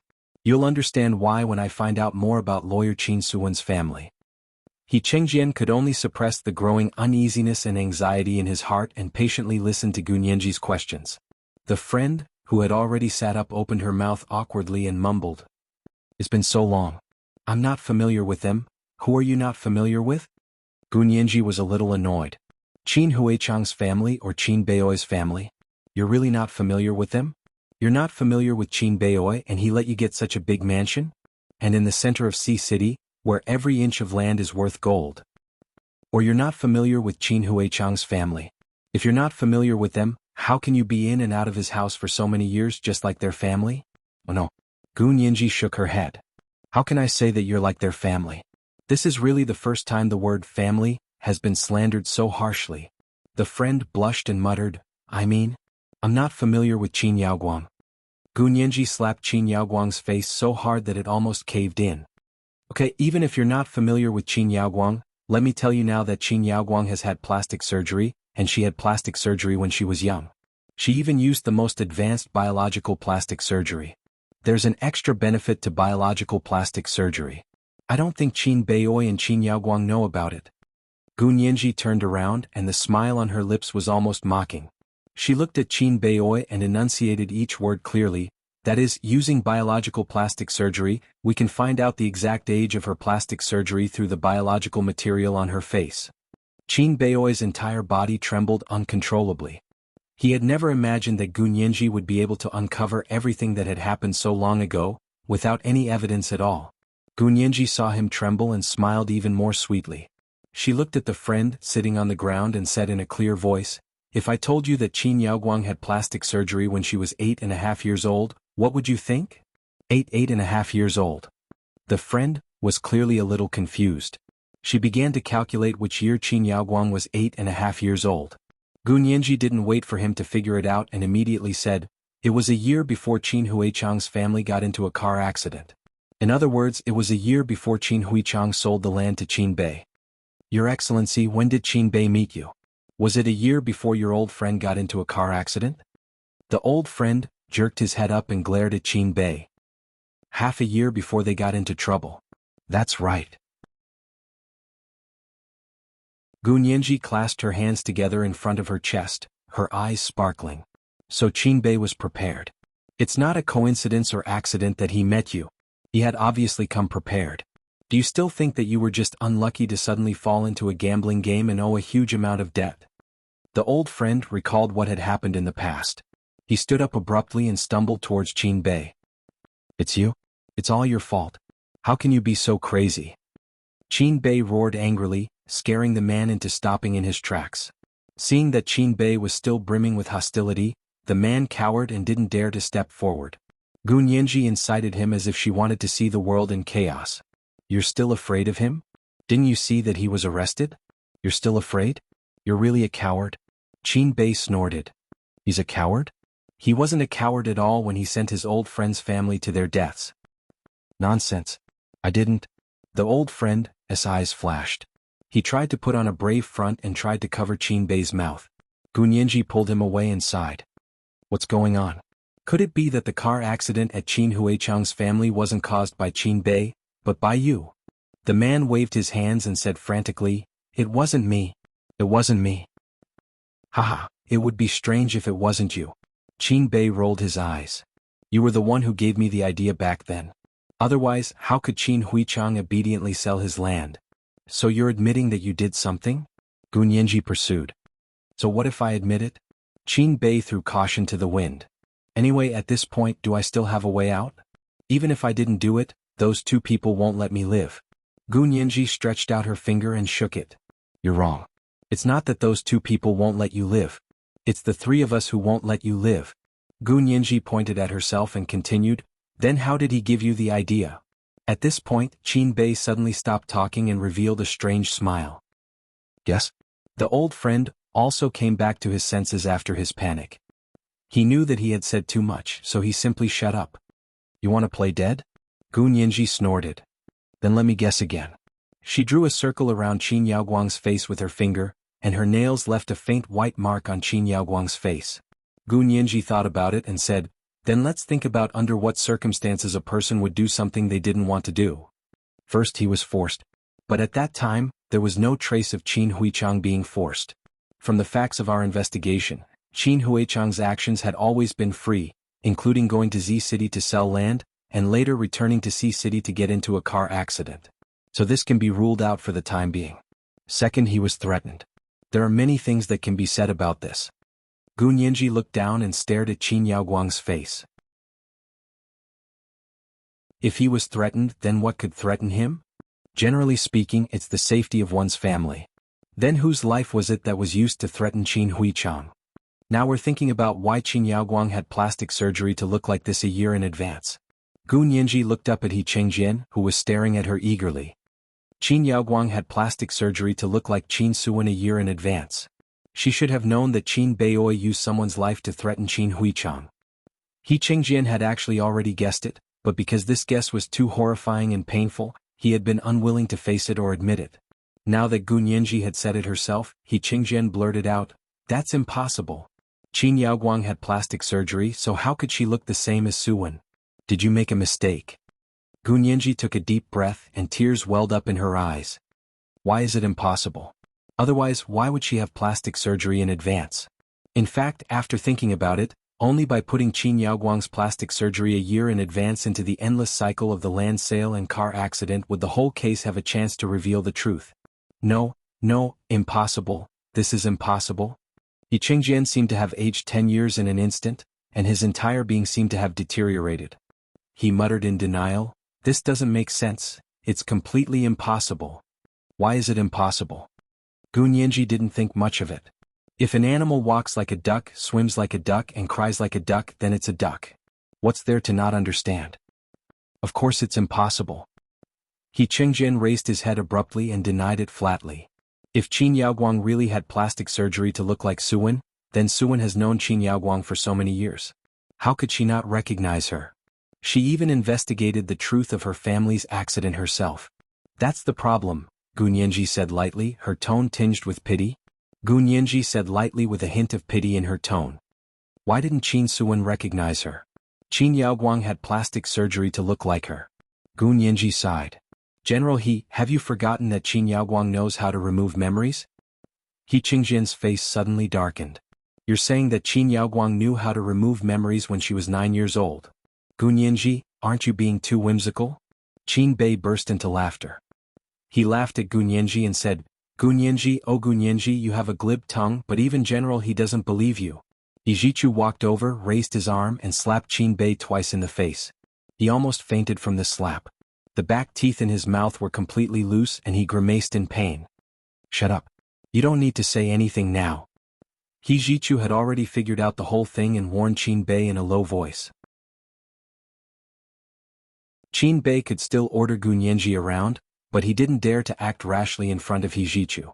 Gun Yanji glanced at him and said to He Chengjian, who was still resisting, have you forgotten that Qin Yaoguang has always emphasized that her memory-removing surgery is an ancestral skill? Have you never thought that before Qin Yaoguang, there was someone else in the Qin family who knew how to perform this surgery? He Chengjian's face was livid. Do you think Qin Yaoguang's words are true? What evidence do you have? The evidence is him. Gun Yanji pointed at Qin Bei and said, when the Qin private hospital was founded, Qin Yaoguang was still young and still in school. But why did Qin Bei run a private hospital? Didn't he open an orphanage in the past? Based on his collusion with the Rawl family decades ago, Rawl's grandfather sent medical experts to Wuxia Empire for free medical treatment many times. Qin Bei must have learned medical skills from that person at that time. The corners of Qin Bei's mouth twitched. His swollen eyes opened a slit from Hijichu's slap. He looked at Gu Nianji and muttered, "You're so smart. If only you were my own granddaughter. You flatter me." Gu Nianji said mockingly, "I'd rather be an ordinary person than have the perverted evil genes of your family." She then said to He Qingjian, but no one knew that Qin Bei had medical skills. He also hid this advantage very well. Instead, he tried his best to hire other doctors to work at his hospital. Later, Qin Yaoguang's talent in medicine was probably inherited from Qin Bei. Qin Bei is the true medical genius. I'm guessing that the evil memory stripping surgery was actually created by Qin Bei himself. He has opened an orphanage for so many years, and the orphanage has adopted so many normal and abnormal orphans. They can all be used as his test subjects. Later, he passed this technique to Qin Yaoguang. That's why Qin Yaoguang always said that her family's memory stripping surgery was passed down from her ancestors. This is not a cover-up, nor is it an exaggeration. It's the truth. Gu Nianji was actually able to start from Qin Yaoguang's specious modesty. Qin Beiyoi suddenly understood a principle. This was the true perfect gene. Qin Yaoguang's perfect gene experiment had actually succeeded. This is today's second update, Chapter 1916, Reorganizing the Past 2. A reminder for everyone's monthly votes and recommendation votes, there are 2 updates today. Moi all the big shots and little angels.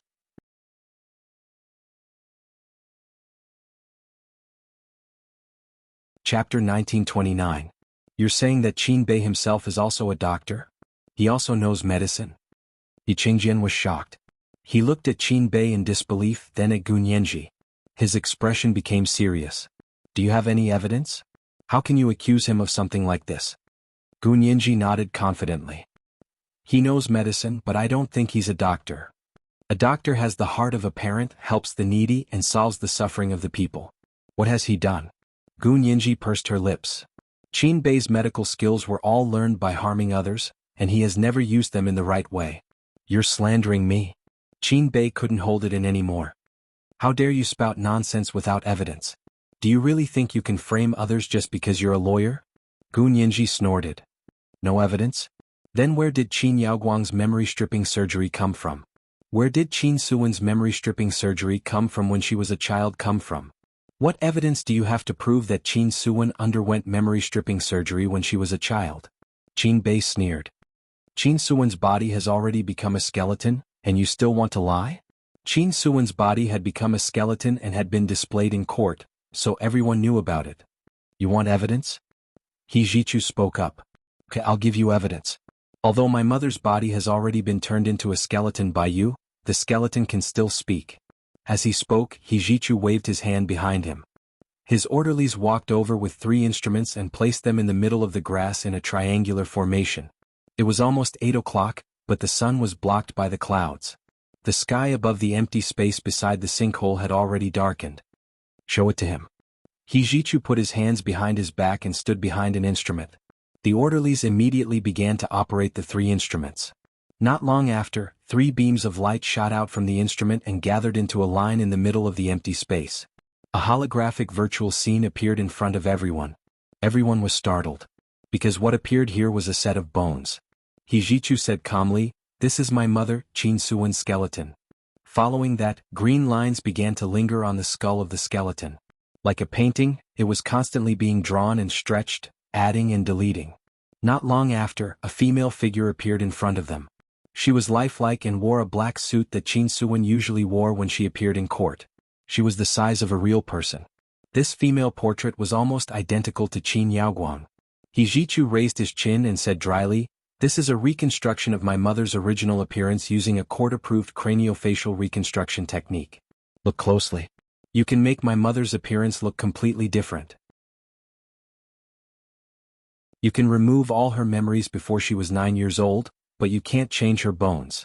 Genes determine the bones and the bones determine the appearance. Qin Beiyoi, is this not evidence?" He Chengjian stared blankly at the beautiful woman with an indifferent expression in the open space in front of him. He could no longer hold it in. His eyes turned hot and tears flowed out of his eyes. He clenched his fists tightly and staggered towards the statue. Susu. Susu. Is that you? This is what you look like. Susu. He wanted to hug the gentle-looking woman, but when he reached out, he missed. Her arms passed through the air, and the woman's virtual line of sight was looking straight ahead, right in Gu Nianji's direction. Gu Nianji also stared blankly at this person. Although she was mentally prepared, she was still shocked speechless when she saw a life-sized virtual figure appear in front of her. Her heart was suddenly filled with nameless admiration and attachment, as well as heart-wrenching pain. It was as if someone was holding a small file and grinding it against her heart, trying to grind it into brittle pieces bit by bit. Qin Beoi was still stubborn. He sneered, "Magic tricks can be evidence?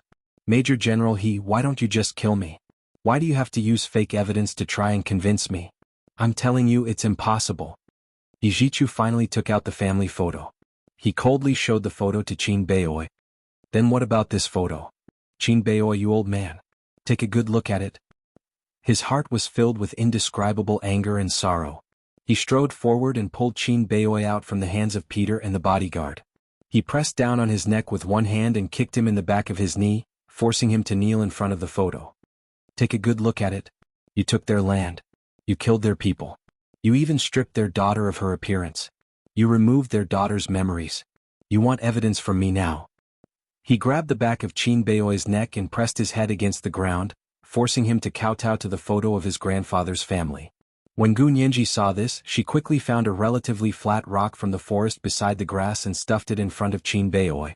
She said to Yijichu, "Young master, make him kowtow to this. The grass is too soft. It's too easy on him." Yijichu, however, he still listened to Gu Nianji's suggestion. He grabbed the back of Qin Beoi's neck again and knocked it against the rock. It wasn't a big deal to kowtow on the grass, but it was different to kowtow to a rock. Qin Beoi's head hurt violently. His forehead was quickly damaged and blood gradually dyed the rock red.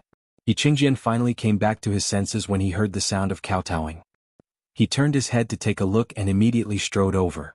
He asked Yijichu, "What photo is this?" Yijichu pursed his lips and stopped what he was doing.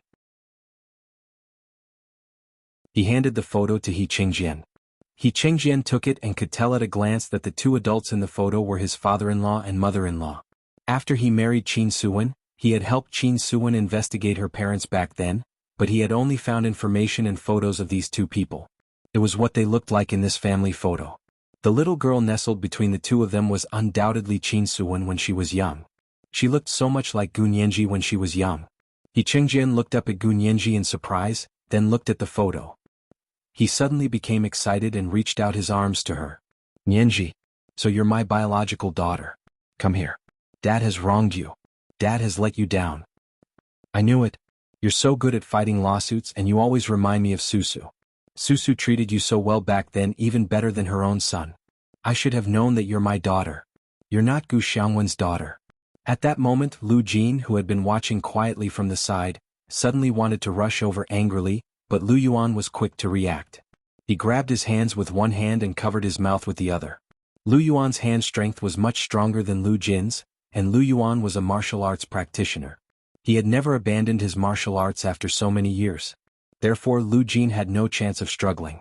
When Huo Xiaoheng climbed up from the sinkhole, he happened to see this scene. He raised an eyebrow, patted the dust off his body and stood up straight.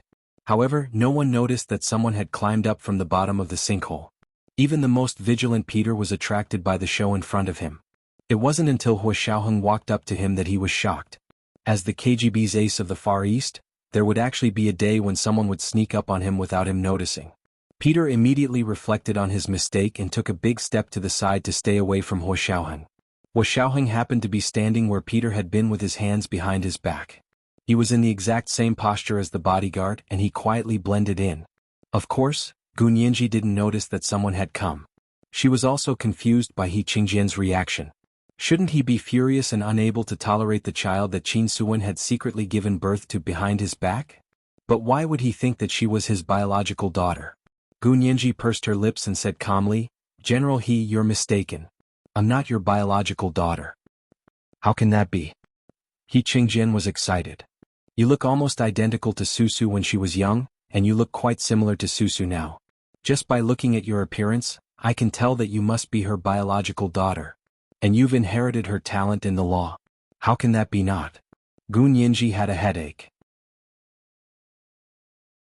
She spread her hands and said, I'm lawyer Qin Suwen's biological daughter, but I'm not your biological daughter. Lu Jin was watching from the side.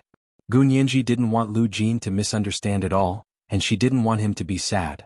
He Chengjian blinked as if he found Gun Yinji's words difficult to understand. He frowned and said, What do you mean? You're Susu's biological daughter, so of course you're my biological daughter. What are you hinting at? I won't allow you to speak ill of Susu, even if you're her biological daughter.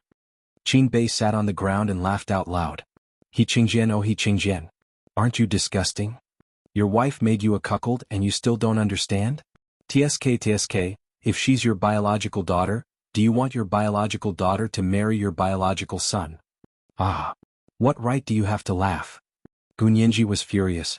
She slapped Qin Bei so hard that his neck was almost broken. Your daughter, Qin Yaoguang, strongly supported my engagement to young Master He. Gun Yinji sneered and rubbed her red palms. She knew whose biological daughter I was from the beginning to the end. Who's more disgusting? At this point, Gun Yinji didn't want to continue hiding it. He Chengjian had to face this fact, and there was no better place than here to reveal the truth. Gun Yinji turned to look at He Chengjian and said, Back then Qin Yaoguang proposed gene editing therapy in order to treat young Master He. She did a lot of artificial insemination zygotes. One of them was a zygote she synthesized using the germ cells of lawyer Qin Suwen and my father, Gu Xiangguan. Later she transplanted it into her own uterus, implanted it and finally gave birth to me. That's why Qin Yaoguang was the culprit. If you want to blame someone, blame Qin Yaoguang. She had evil intentions and was deliberately trying to disgust you and lawyer Qin Suwen. Gun Yinji lowered her eyes. Her thin body looked extremely lonely in the dim sky. She said in a low voice, Lawyer Qin Suwen is innocent. She didn't betray you. She didn't even know about my daughter's existence until she died. This is the first update of the day, Chapter 1918, Reorganizing the Past, 3. A reminder for everyone's monthly votes and recommendation votes, there are 2 updates today. At 8 o'clock in the evening. Mwah everyone little angels.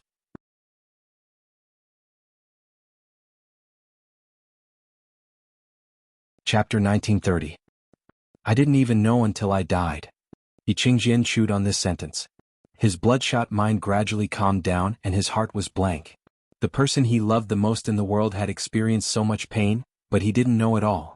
Not only did he not know, but even she herself didn't remember. This realization pained his heart and his chest ached. He didn't cover his chest. He just shifted his gaze away and looked at the calm and composed 3D holographic virtual woman in front of him. It was his familiar posture and eyes but not his familiar face. He had never dreamed that Qin Suwen's true face would be so beautiful. Although her facial features were very similar to Qin Yaoguang's, their temperaments were completely different, causing their appearances to be slightly different. It was like they were on the same rose tree. Qin Suwen was the flower on the rose tree, and Qin Yaoguang was just an annoying thorn on the rose tree. No, it was a poisonous thorn that could kill. He Chengjian suddenly retracted his gaze and strode towards the friend sitting on the other side. When he arrived in front of him, He Chengjian bowed slightly and suddenly reached out. He grabbed the man's neck and slowly tightened his fingers. It was like a red-hot iron clamp around his throat. The man didn't expect He Chengjian to be so old, but his grip strength was stronger than He Jichu's. Blood crawled up his cheeks at a speed visible to the naked eye, and his face quickly turned purple. His breathing was rapid and his eyes bulged like a goldfish's. The oxygen supply to his brain was insufficient, and he was about to hallucinate.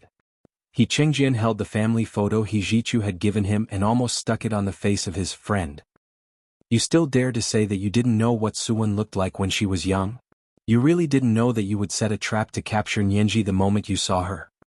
He Chengjian's grip became stronger and stronger, and the man was almost suffocating. His heart tightened as he desperately tried to absorb oxygen from the thinning air. You're lying.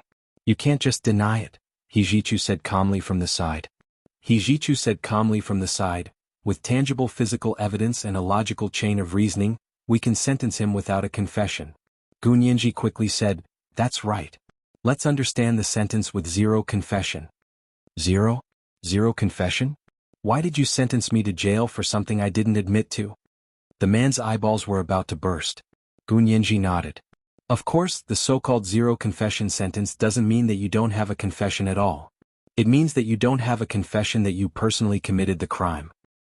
Just like you, sir, who are stubborn and refuse to admit that you personally participated in the crime of persecuting lawyer Chin Suwen and her family.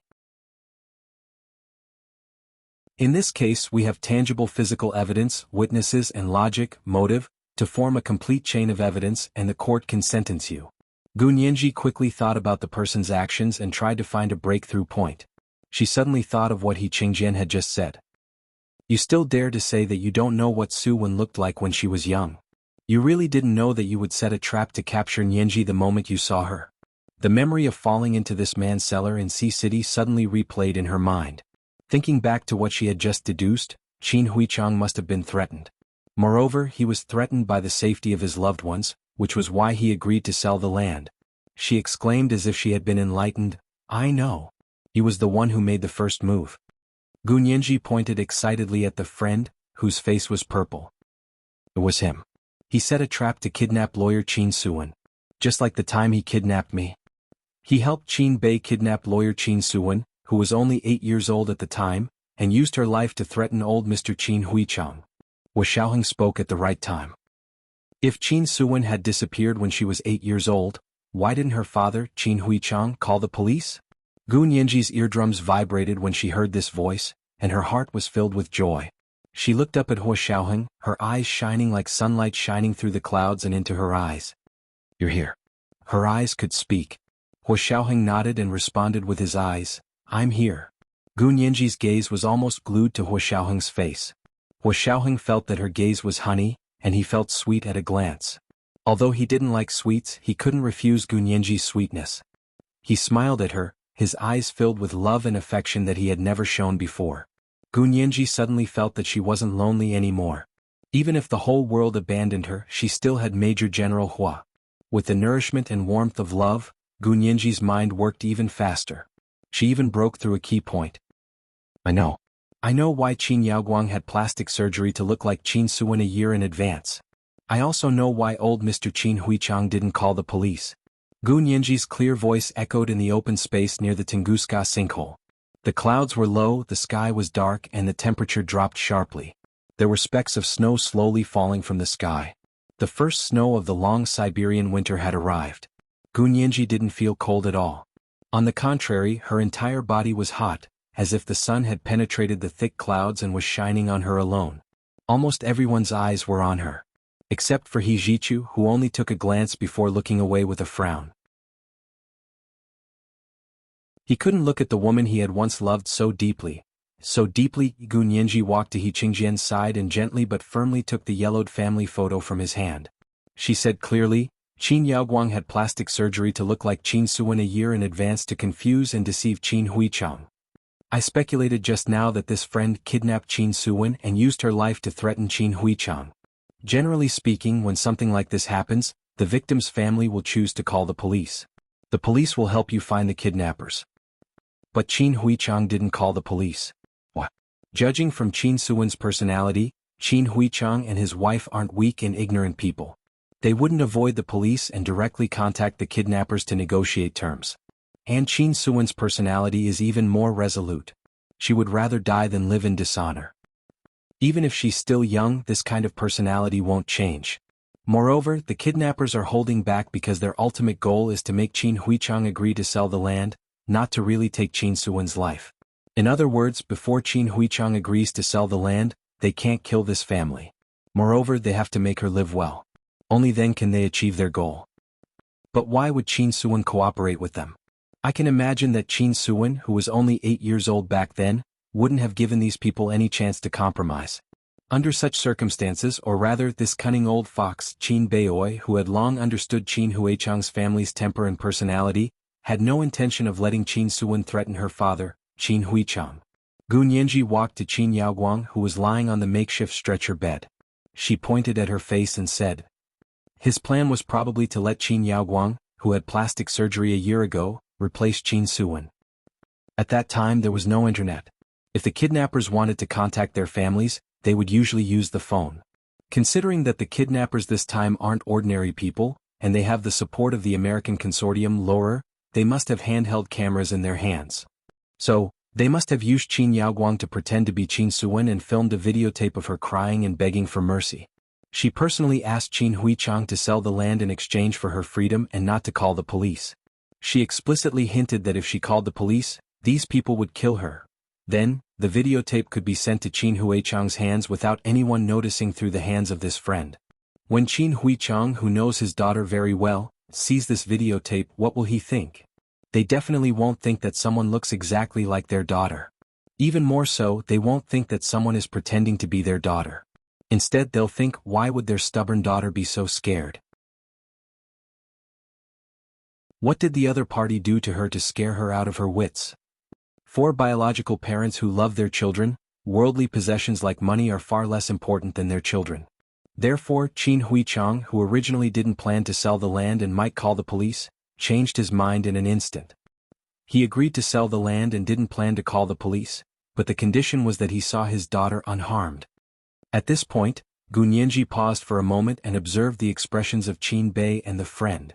Qin Bei was experienced and prudent, but the corners of his mouth twitched from time to time. It was impossible to tell what he was thinking. However, the eyes of the friend flickered even more intensely.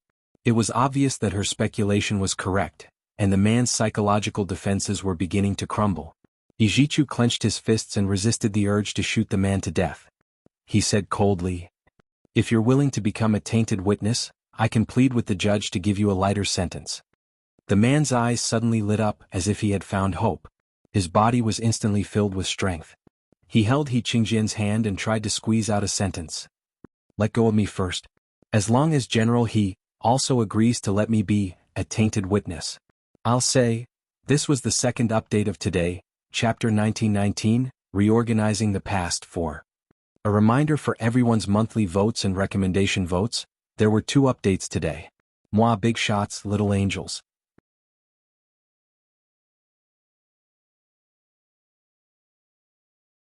Chapter 1931. He Qingjian's face was expressionless, as if he was in extreme grief and had lost all hope. He looked down at the friend, whose eyes were flickering. He slowly let go of the hand that was strangling his throat and straightened up. "Speak." He only threw down one word. The friend covered his throat and coughed twice. He only felt relieved when he saw He Qingjian express his stance. He stood up with his hands on the grass and pointed at Qin Bei, who was sitting not far away. He gritted his teeth and said, "It was him. He took the initiative to talk to me at a dinner party. He said that he wanted to open a clinic and had his eyes on a piece of land in Z City. However, after going to the Industrial and Commercial Bureau, he found out that the land was already owned. He contacted the owner of the land, but the person said that he wasn't selling the land. I asked him, didn't all the land belong to the country after the founding of the People's Republic? Why is there still land that is private? Qin Bei told me that most of the land is state-owned, and only a very small number of land has clear property rights. Later, after liquidation, it returned to the previous owner of the land. That's the situation with the land he had his eyes on. I could only express my sympathy. He didn't say whose land it was. Then I fell into his trap and lost a lot of money gambling. Those people were so fierce. They said that if I didn't pay back the money, they would go to my house and cut off my business. I returned all the money in the bank to them, but they still wouldn't give up. They said that if I didn't pay back the money, they would go to the police station to sue me for gambling. At that time, gambling was a heavy sentence. I was scared to death. Then Qin Bei came again. He knew about my situation and said that he had a way to make money. As long as I could help him, he would give me a sum of money to pay off my gambling debts. At that time, I was already at my wits' end. I had borrowed all the money I could from my relatives and friends. I really didn't have any money, so I could only listen to him, Qin Bei said coldly. You were the one who listened to me. Your old friend Qin Huichang's family actually had such a large piece of land in Z City. Moreover, most of his family members had gone abroad and had very powerful overseas connections. When his relatives went abroad, they left all their assets in the country to Qin Huichang. Qin Huichang was actually very rich. That's why you're resentful. You think that your friend has money but doesn't help you pay off your gambling debts, so you can't even be considered a friend. I didn't, cried the friend in a panic, turning his head quickly from side to side. I really didn't. I just want to borrow some money. I've never thought of asking them to pay off my debt. Gu Nianji narrowed her eyes. I think you do. That's the only way to explain why you would suddenly help an outsider harm someone you're indebted to. That's for sure. Money is one of the reasons, but for some people, seeing their close friends suddenly become rich when they have almost nothing is more difficult to accept than seeing an outsider become a millionaire. Hijichu added calmly, "This isn't a debt of gratitude but a debt of gratitude. A man who is never satisfied is like a snake trying to swallow an elephant." "Do you still want me to be a witness to testify against Qin-bei?" That friend of theirs flew into a rage out of embarrassment. Gu Nianji pouted and thought to herself, "Would it be possible for you to be a tainted witness? Why don't you take a look at who you've harmed?" However, she didn't say anything else.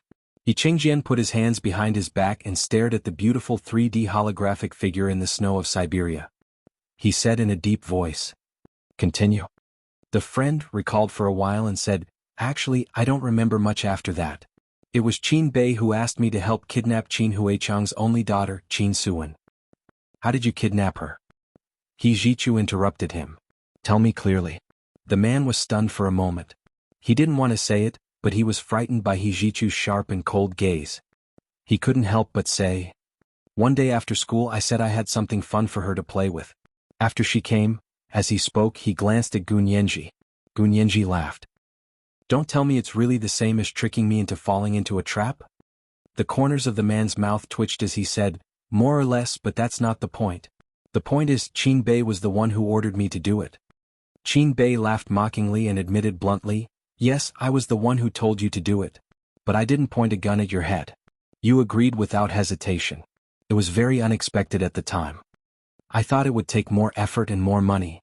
The man was so embarrassed by Qin Bei's words that he couldn't even lift his head. It was easy to do bad things behind someone's back, but it was very embarrassing to be exposed in person. Gu Nianji looked at Qin Bei in surprise.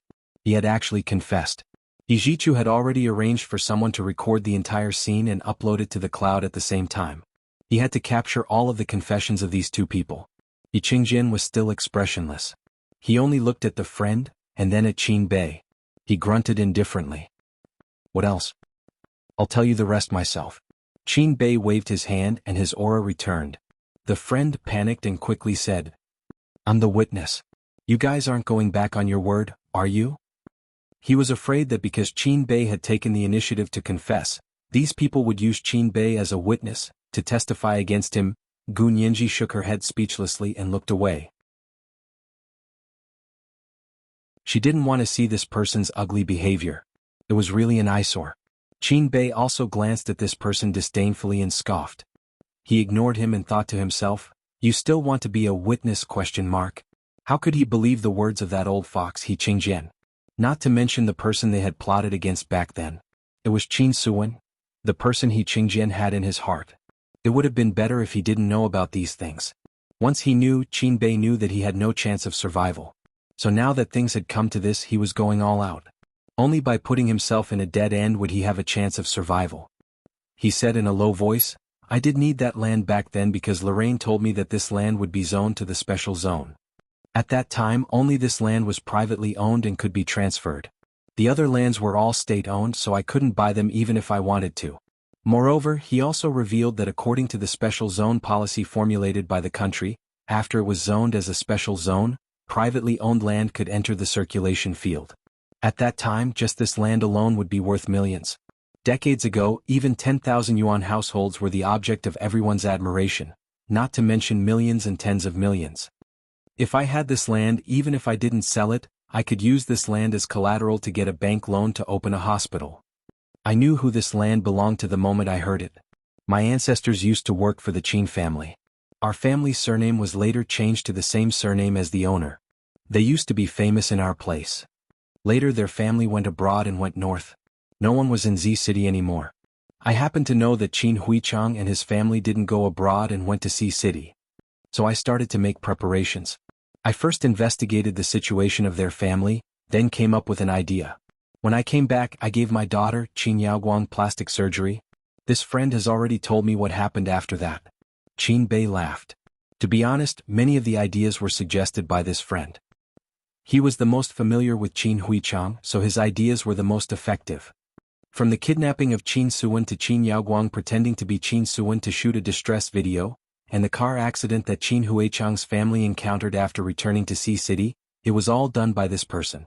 Qin Bei made a gesture of counting money. I know people the best. I'm only responsible for paying, and there will be capable people to do things for me. The friend was sweating profusely. He was so anxious that he couldn't speak clearly. He's talking nonsense. It's all his fault. He's the one who ordered it. I'm just helping. He Qingjin turned around abruptly. At some point he was already holding a pistol in his hand. Bang, bang, bang. A series of gunshots that sounded like firecrackers rang out in the wilderness next to the Tunguska sinkhole in Siberia. The friend lowered his head in disbelief and looked at his heart that had almost been pierced through. A beast-like howl burst out of his throat. Halfway through the howl, his legs went limp and he knelt on the ground. He happened to be facing the holographic 3D virtual portrait of Qin Suwen with her long hair fluttering in the wind. He fell straight down as if he had kowtowed to her. Then he lay on the ground and died. Gunyanji clicked her tongue. Why did you kill him just like that? You let him off too easily. Hijichu said coldly, no, for someone who's afraid of death, only death is the greatest punishment. However, he still walked to He Qingjian's side and took the pistol from his hand with his gloves on. He said, Father, you don't have to do it yourself. Let me do it. He Qingjian shook his head and said in a hoarse voice, I didn't ask for it. I should be the one to compensate you. He knew it was too late, but it was better late than never. The snowflakes in the sky were getting heavier, and the ground was covered with a layer of white snow. The man's blood dyed the snow red. He Qingjian walked step by step to Qin Bei and muttered, Why? Without waiting for Qin Bei's answer, He Qingjian shouted again, Why? You schemed to seize the land just to open a hospital and make a fortune? Don't take us for fools. Gunyanji quickly said, his private hospital worked with Lolar. I don't know how many unknown things they've done.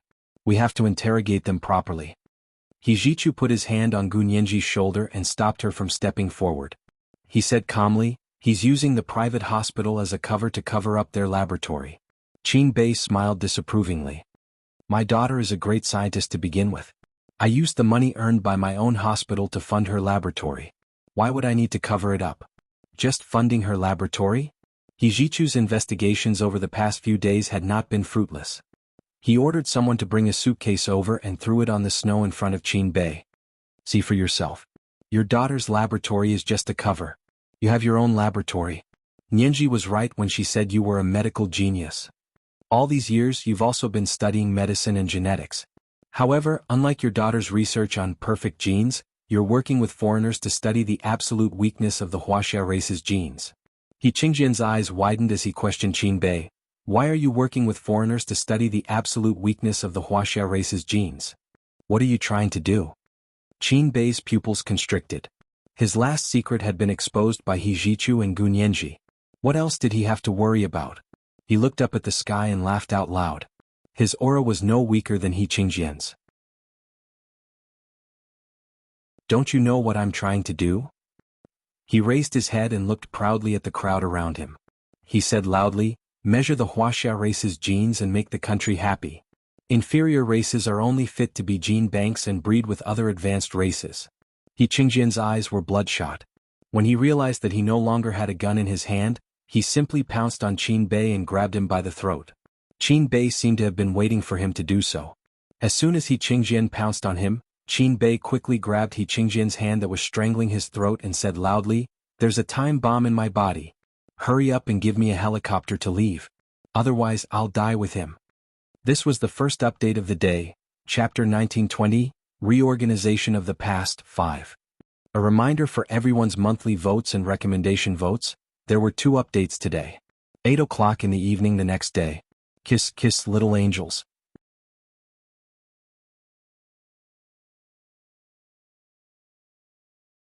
Chapter 1932. There was a time bomb in his body? What kind of trick was this? Gunyanji was dumbfounded. She was a little impressed by that old man Qin Bei. How many backup plans had he prepared? Hijichu was very anxious when he heard that, but he didn't dare to fire. What if he detonated the time bomb in Qin Bei's body? He was an insider, so he knew that this kind of time bomb that was implanted in the human body was much more powerful than a normal time bomb. As long as it detonated, not only He Qingjian, but also the people around him would be in trouble. He could only throw caution to the wind and try to pull He Qingjian away. Gunyanji quickly pulled him back, but Hijichu was too strong and ran too fast. She stumbled and followed him to Qin Bei's side. Hua Xiaoheng rubbed his body and pulled Gu Nianji away. He quickly spun around and hugged her in his arms. Qin Bei saw that these people were surrounding him and laughed so hard that he almost couldn't breathe. "Ha! Oh, with all of you dying with me, even if I die, I won't feel wronged." 10, 9, 8, 7, 6, 5, 4, 3, 2. As he spoke, he activated the time bomb in his body and began to shout the countdown. Lu Jin couldn't help it anymore. While Lu Yuan's expression was solemn and his attention was on Gu Nianji and Hua Xiaoheng, he pushed him away and took out his phone from his pocket. He quickly opened his electromagnetic detection and shielding software and ran towards Qin Bei. As he ran, he quickly adjusted the signal and cracked the code of the time bomb. From the time he broke free from Lu Yuan to the time he ran to Gu Nianji's side in front of Qin Bei, it had only taken him 9 seconds. Qin Bei's countdown had already reached 2. At this moment, Lu Jin pressed his phone and shouted, "Stop counting. I've already intercepted your time bomb signal." Qin Bei's mouth was still in the shape of 2, but his expression was a little strange. A second passed and the countdown of the time bomb was completed, but the bomb did not explode. It seemed that the time bomb crisis had indeed been resolved. Hijichu's forehead was covered in cold sweat. He grabbed He Qingjian's arm and pulled it away, but he couldn't move it at all. "Father." Hijichu's heart sank. He thought about what He Qingjian had just said. His father probably didn't want to live anymore. "Father. We won't let him go. Please let go of me first." "Who are you calling an inferior race?" He Qingjian didn't care at all that Qin Bei said that there was a time bomb, nor did he care about Hijichu. He only tightened his grip on Qin Bei's throat and roared, "Aren't you from the Wuxia Empire yourself?" Gu Nianji snuggled in Hua Xiaoheng's arms, feeling very safe. She thought quickly and said loudly, "Qin Bei was originally from the Wuxia Empire. He was the same as his daughter, Qin Yaoguang. They both had Wuxia genes. We tested it."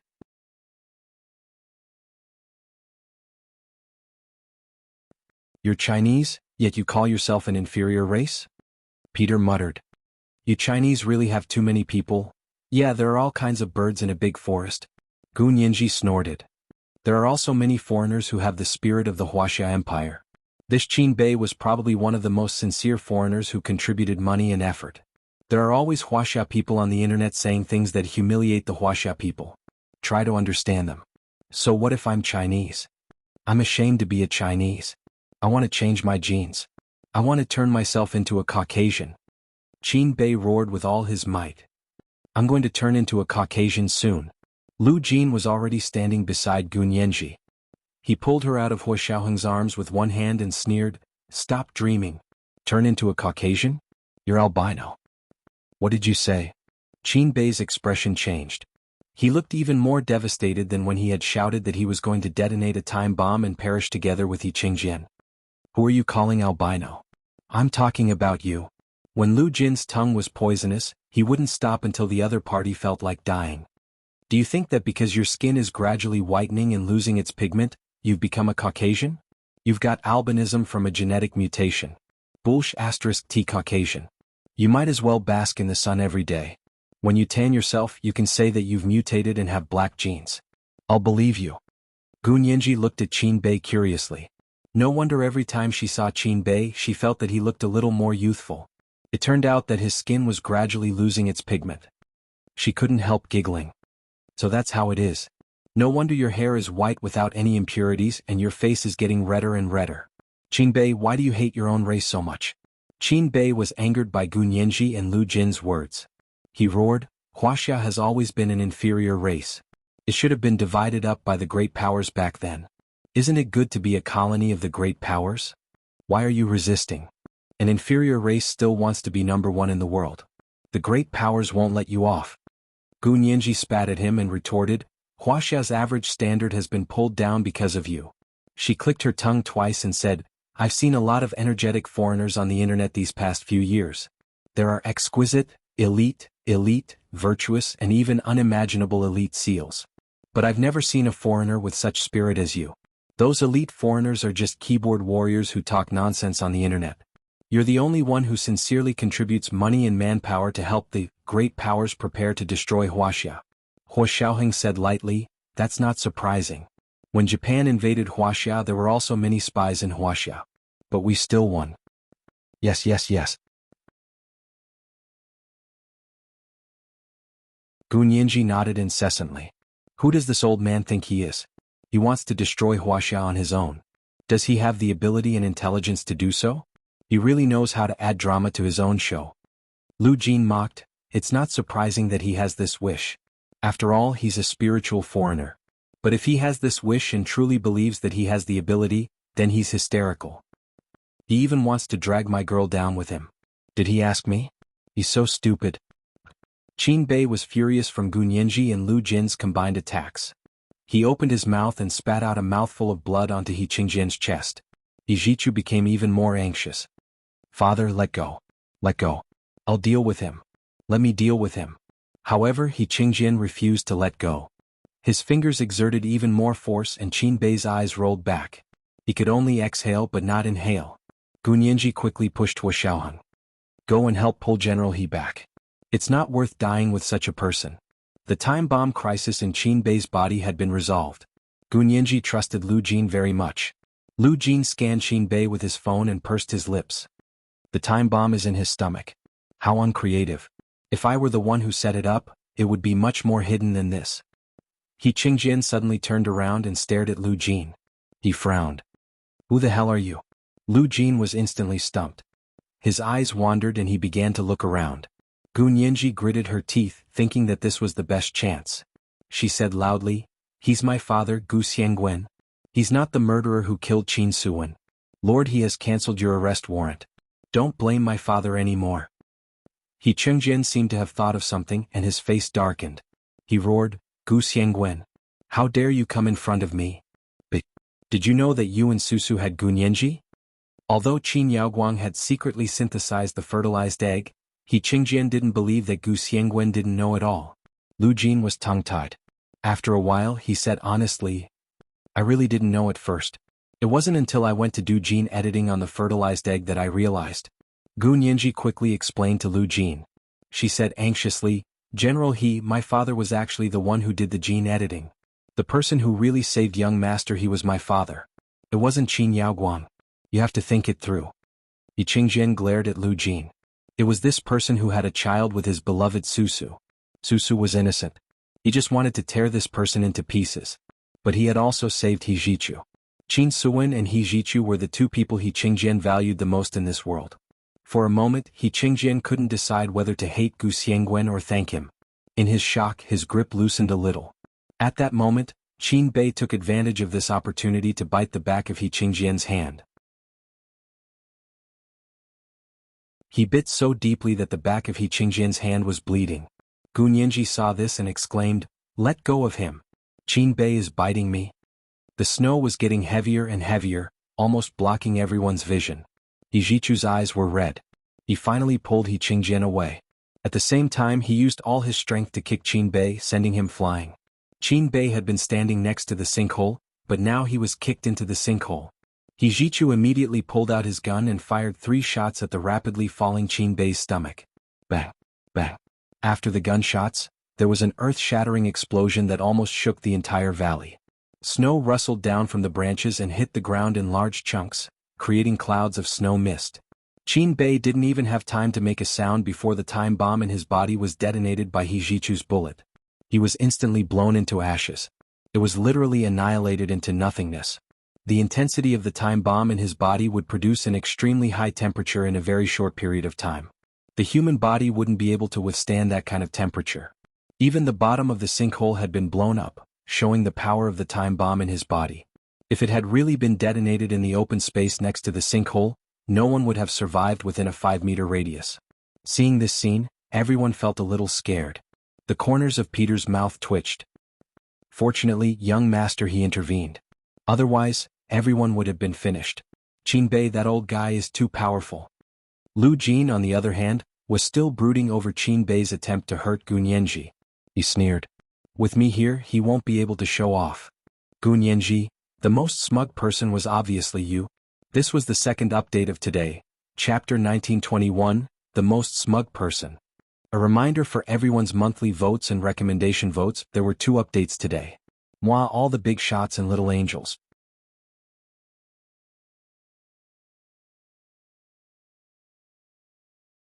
Chapter 1933. The snow was getting heavier and heavier. Qin Suwen's holographic 3D avatar was still smiling in the heavy snow. He Qingjian couldn't take his eyes off her. It was as if he had forgotten about the people or things around him. He just quietly looked at the most important person in his life.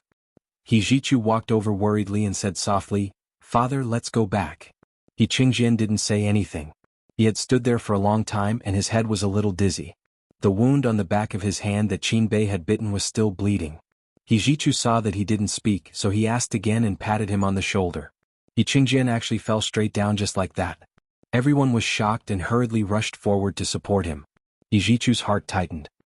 He turned to look at Lu Jin, pursed his lips and begged, "Can you help me check on my father's condition?" Lu Jin didn't have any ill feelings towards He Jichu, but he still frowned and said, "Your father once wanted Nianji's life. If I save him, he won't continue to want our lives when he wakes up, right?" He was still holding a grudge against He Qingjian for setting up a trap to severely injure Gu Nianji. He Jichu smiled bitterly. "No, my father isn't someone who doesn't know right from wrong. He's just been deceived for too long." Gu Nianji couldn't bear it. She quickly pushed Lu Jin and said in a low voice, "Dad, just help General He. For the sake of the monk, General He's contributions to the country over the years are indelible. I don't care what contributions he made to the country." Lu Jin glared at her. "He almost killed you back then. What happened back then was too complicated." Gu Nianji sighed. She knew that she had to use another way to convince Lu Jin. She rolled her eyes and said deliberately, "But General He was injured by Qin Bei. Who knows if this cunning old man has any tricks up his sleeve? It's understandable that you don't want to see him. After all, this old man is quite powerful." "I'm afraid of him?" Lu Jin jumped up and immediately said to He Jichu, "Send your father to my RV. I have a full set of medical testing equipment there." He Jichu was overjoyed and quickly said, "Thank you, Uncle Gu." As he spoke, he picked up his father and carried him to his car. Lu Jin followed Lu Yuan back. When they passed by the SUV that Peter and Gu Nianji were in, Lu Jin said to Lu Yuan, "There's also a time bomb in this car. You have to get someone to dismantle it. Although I've disabled the automatic detonation mechanism, it's not foolproof. If someone shoots at the taxi, it will still explode." Lu Yuan? He couldn't help but say, "Why are you only telling me such an important thing now?" Lu Jin rolled his eyes confidently. "How is that important? With me around, you want to remotely control a time bomb? Do you think I'm dead?" Lu Yuan, if he had known earlier, he wouldn't have said anything. Countless facts had proven that he shouldn't have argued with someone like Lu Jin. Gu Nianji looked at Qin Yaoguang, who was still lying alone on the temporary stretcher bed, and said, "What about her? What else can we do?" Hua Xiaoheng walked over. "I heard that it was sent to the KGB for research." Gu Nianji, Peter had already gone to get someone to take Qin Yaoguang away. He Jichu and He Qingjian's men were cleaning up the scene, so they wouldn't leave any traces. The 3 instruments were also packed up and taken away. In the blink of an eye, everyone had left as if nothing had happened. When Hua Xiaoheng pulled Gu Nianji away, Gu Nianji was still looking back at the sinkhole. She still felt that something was wrong. Hua Xiaoheng curled his lips. "What are you still looking at? Can't bear to part with it?" "No, I just feel strange. I just thought it was a little strange." Gu Nianji shook her head. "Maybe I'm overthinking it." She thought she was seeing things. The scene above the sinkhole looked a little strange. She couldn't tell what was strange about it, but she felt that it was different. Hua Xiaoheng smiled but didn't say anything. He brought her back to the staff parking lot of the Tunguska Hotel. Lu Jin's RV was parked there. They were the last to return. The RV was filled with He Jichu and He Qingjian's plainclothes soldiers. Their personal secretaries were also waiting anxiously in front of the RV. Gu Nianji thought about it and knocked on the car door. She asked, "Young Master He, can I come in?" After a while, He Jichu came over to open the car door and let her in. Just as he was about to close the car door, Hua Xiaoheng blocked the car door with his hand and squeezed in as well. He Jichu wasn't in the mood to argue with him anymore. He turned around and walked back to Lu Jin's temporary ward in the RV. He Qingjian lay on the hospital bed with his eyes closed and was surrounded by many instruments. Lu Jin was sitting in front of the experiment table not far away, doing a virus test. "How is General He?" Gu Nianji asked softly with concern. He Jichu sat in front of He Qingjian's hospital bed and said in a low voice, "He's awake, but he's still not feeling well. Uncle Gu is testing my father's blood for the virus." Gu Nianji's eyes widened in surprise. No way? Qin Bei's bite was really poisonous. He Jichu nodded helplessly. I guess so. There's a virus. Gu Nianji gasped. Young master it's a good thing that you detonated the time bomb in his body with one shot. Otherwise, I really don't know how many of us would have been hurt. It was obvious how serious the consequences of Qin Bei's counterattack before his death would be. Hua Xiaoheng also said, Young master, he said that Qin Bei's research was aimed at the genetic weaknesses of the Huaxia Empire. Could his virus this time be related to this? This was what He Jichu was most worried about. He sighed and looked at He Qingjian without blinking. He shook his head. I don't know. Gu Nianji didn't know what to say.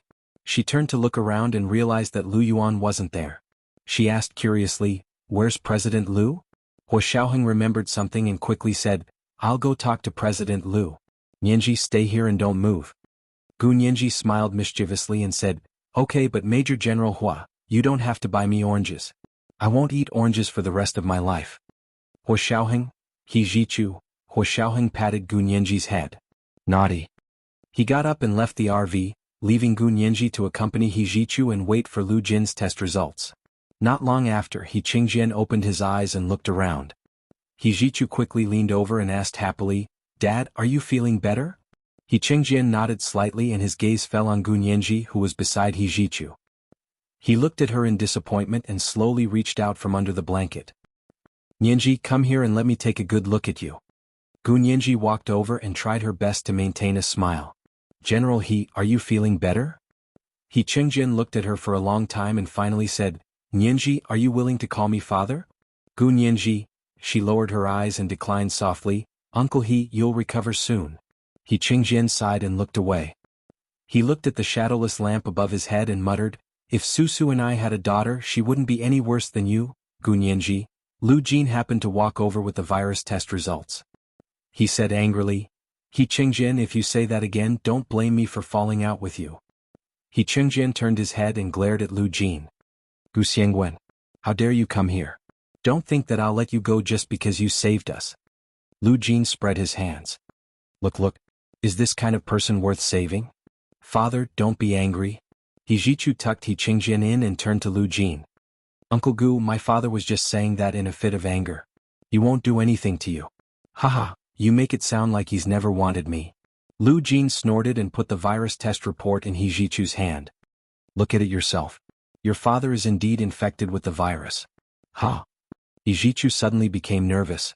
He hurriedly read the virus test report, but he still didn't understand. Uncle Gu, can you explain to me what kind of virus my father is infected with? Gu Nianji also looked at Lu Jin inquiringly and said, Dad, tell me quickly. How can laymen like us understand such a professional report? Lu Jin's mood improved when he heard this. He smiled and said, This virus should be a new type of virus developed by Qin Bei and the others. It's specifically targeted at the genetic weaknesses of the Huaxia Empire. This virus mainly infects the hippocampus, which is in charge of memory in the patient's brain. In the most serious case, it can wipe out all of the patient's memory. Moreover, after the memory is wiped out, the brain function will degenerate, and in the end, the patient will become a mentally disabled patient with a low IQ. Lu Jin paused for a moment. In my opinion, Qin Yaoguang's so-called memory-stripping surgery should have been used to infect part of the hippocampus during the surgery, causing the patient's short-term memory to be permanently lost. Because she was working with the military at that time, I don't think she would dare to use a more powerful virus. Therefore, after the infection, she could use the excuse of follow-up observation to give the patient medicine that specifically resists this virus so that the patient could recover. There wouldn't be any sequelae of brain function degradation. He Jichu's expression changed abruptly, and the corners of his mouth twitched twice.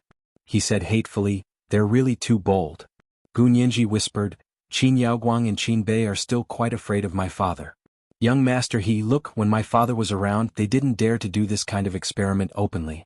It wasn't until my father used the car accident that they dared to jump out and brazenly propose the memory-stripping surgery and cooperate with the military.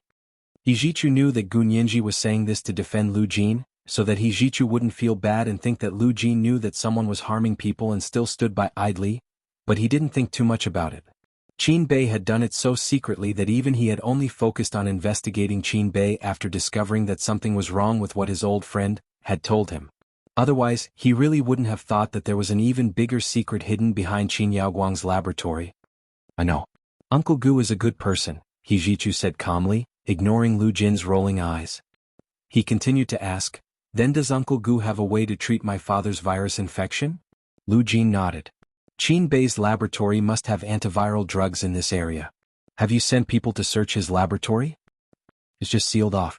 We haven't searched all of it yet. He Jichu picked up the phone and ordered the people he had left in the imperial capital to search Qin Bei's laboratory immediately. But Lu Jin paused for a moment and said, because this virus erodes the hippocampus, which is in charge of memory. Even if it's cured, your father's memory will be lost forever. Which part of his memory? He Jichu asked with a frown. Lu Jin didn't say anything. He Jichu frowned and understood. Could it be all of his memory? Lu Jin nodded slowly. Qin Bei's counterattack before he died should have used the most powerful virus he had developed. It infected the entire hippocampus. So even if we find a drug to resist the virus, his memory will be erased. He Qingjin, who was lying on the hospital bed, slowly said, no, I'd rather die than erase all of my memories. This is the first update of the day, chapter 1922, it's really poisonous. A reminder to everyone about their monthly tickets and recommendation tickets. 2 updates today. The second update is 8 o'clock p.m. P.S. Thank you to Ling Luo Luo for the 100,000 Chidian coins recommendation red packet yesterday. I heard that you clicked on the wrong button. In addition, if a certain Han was really going to be established, he would be able to join the Alliance Leaders Group. The group number would be announced soon. The Alliance Leaders Group should be a certain Han's core group. Any benefits would be shared in the Alliance Leaders Group. Moi Big and Little Angels, that you're tuning in to the Han Li's Wuxia Chronicles YouTube channel. We're so grateful for your support, and don't forget to subscribe to join us on this incredible journey through captivating stories. Your generosity through donations truly makes a world of difference, as it's the primary source of revenue that allows me to expand and enhance this channel for you. Thank you from the bottom of my heart for being a part of this adventure.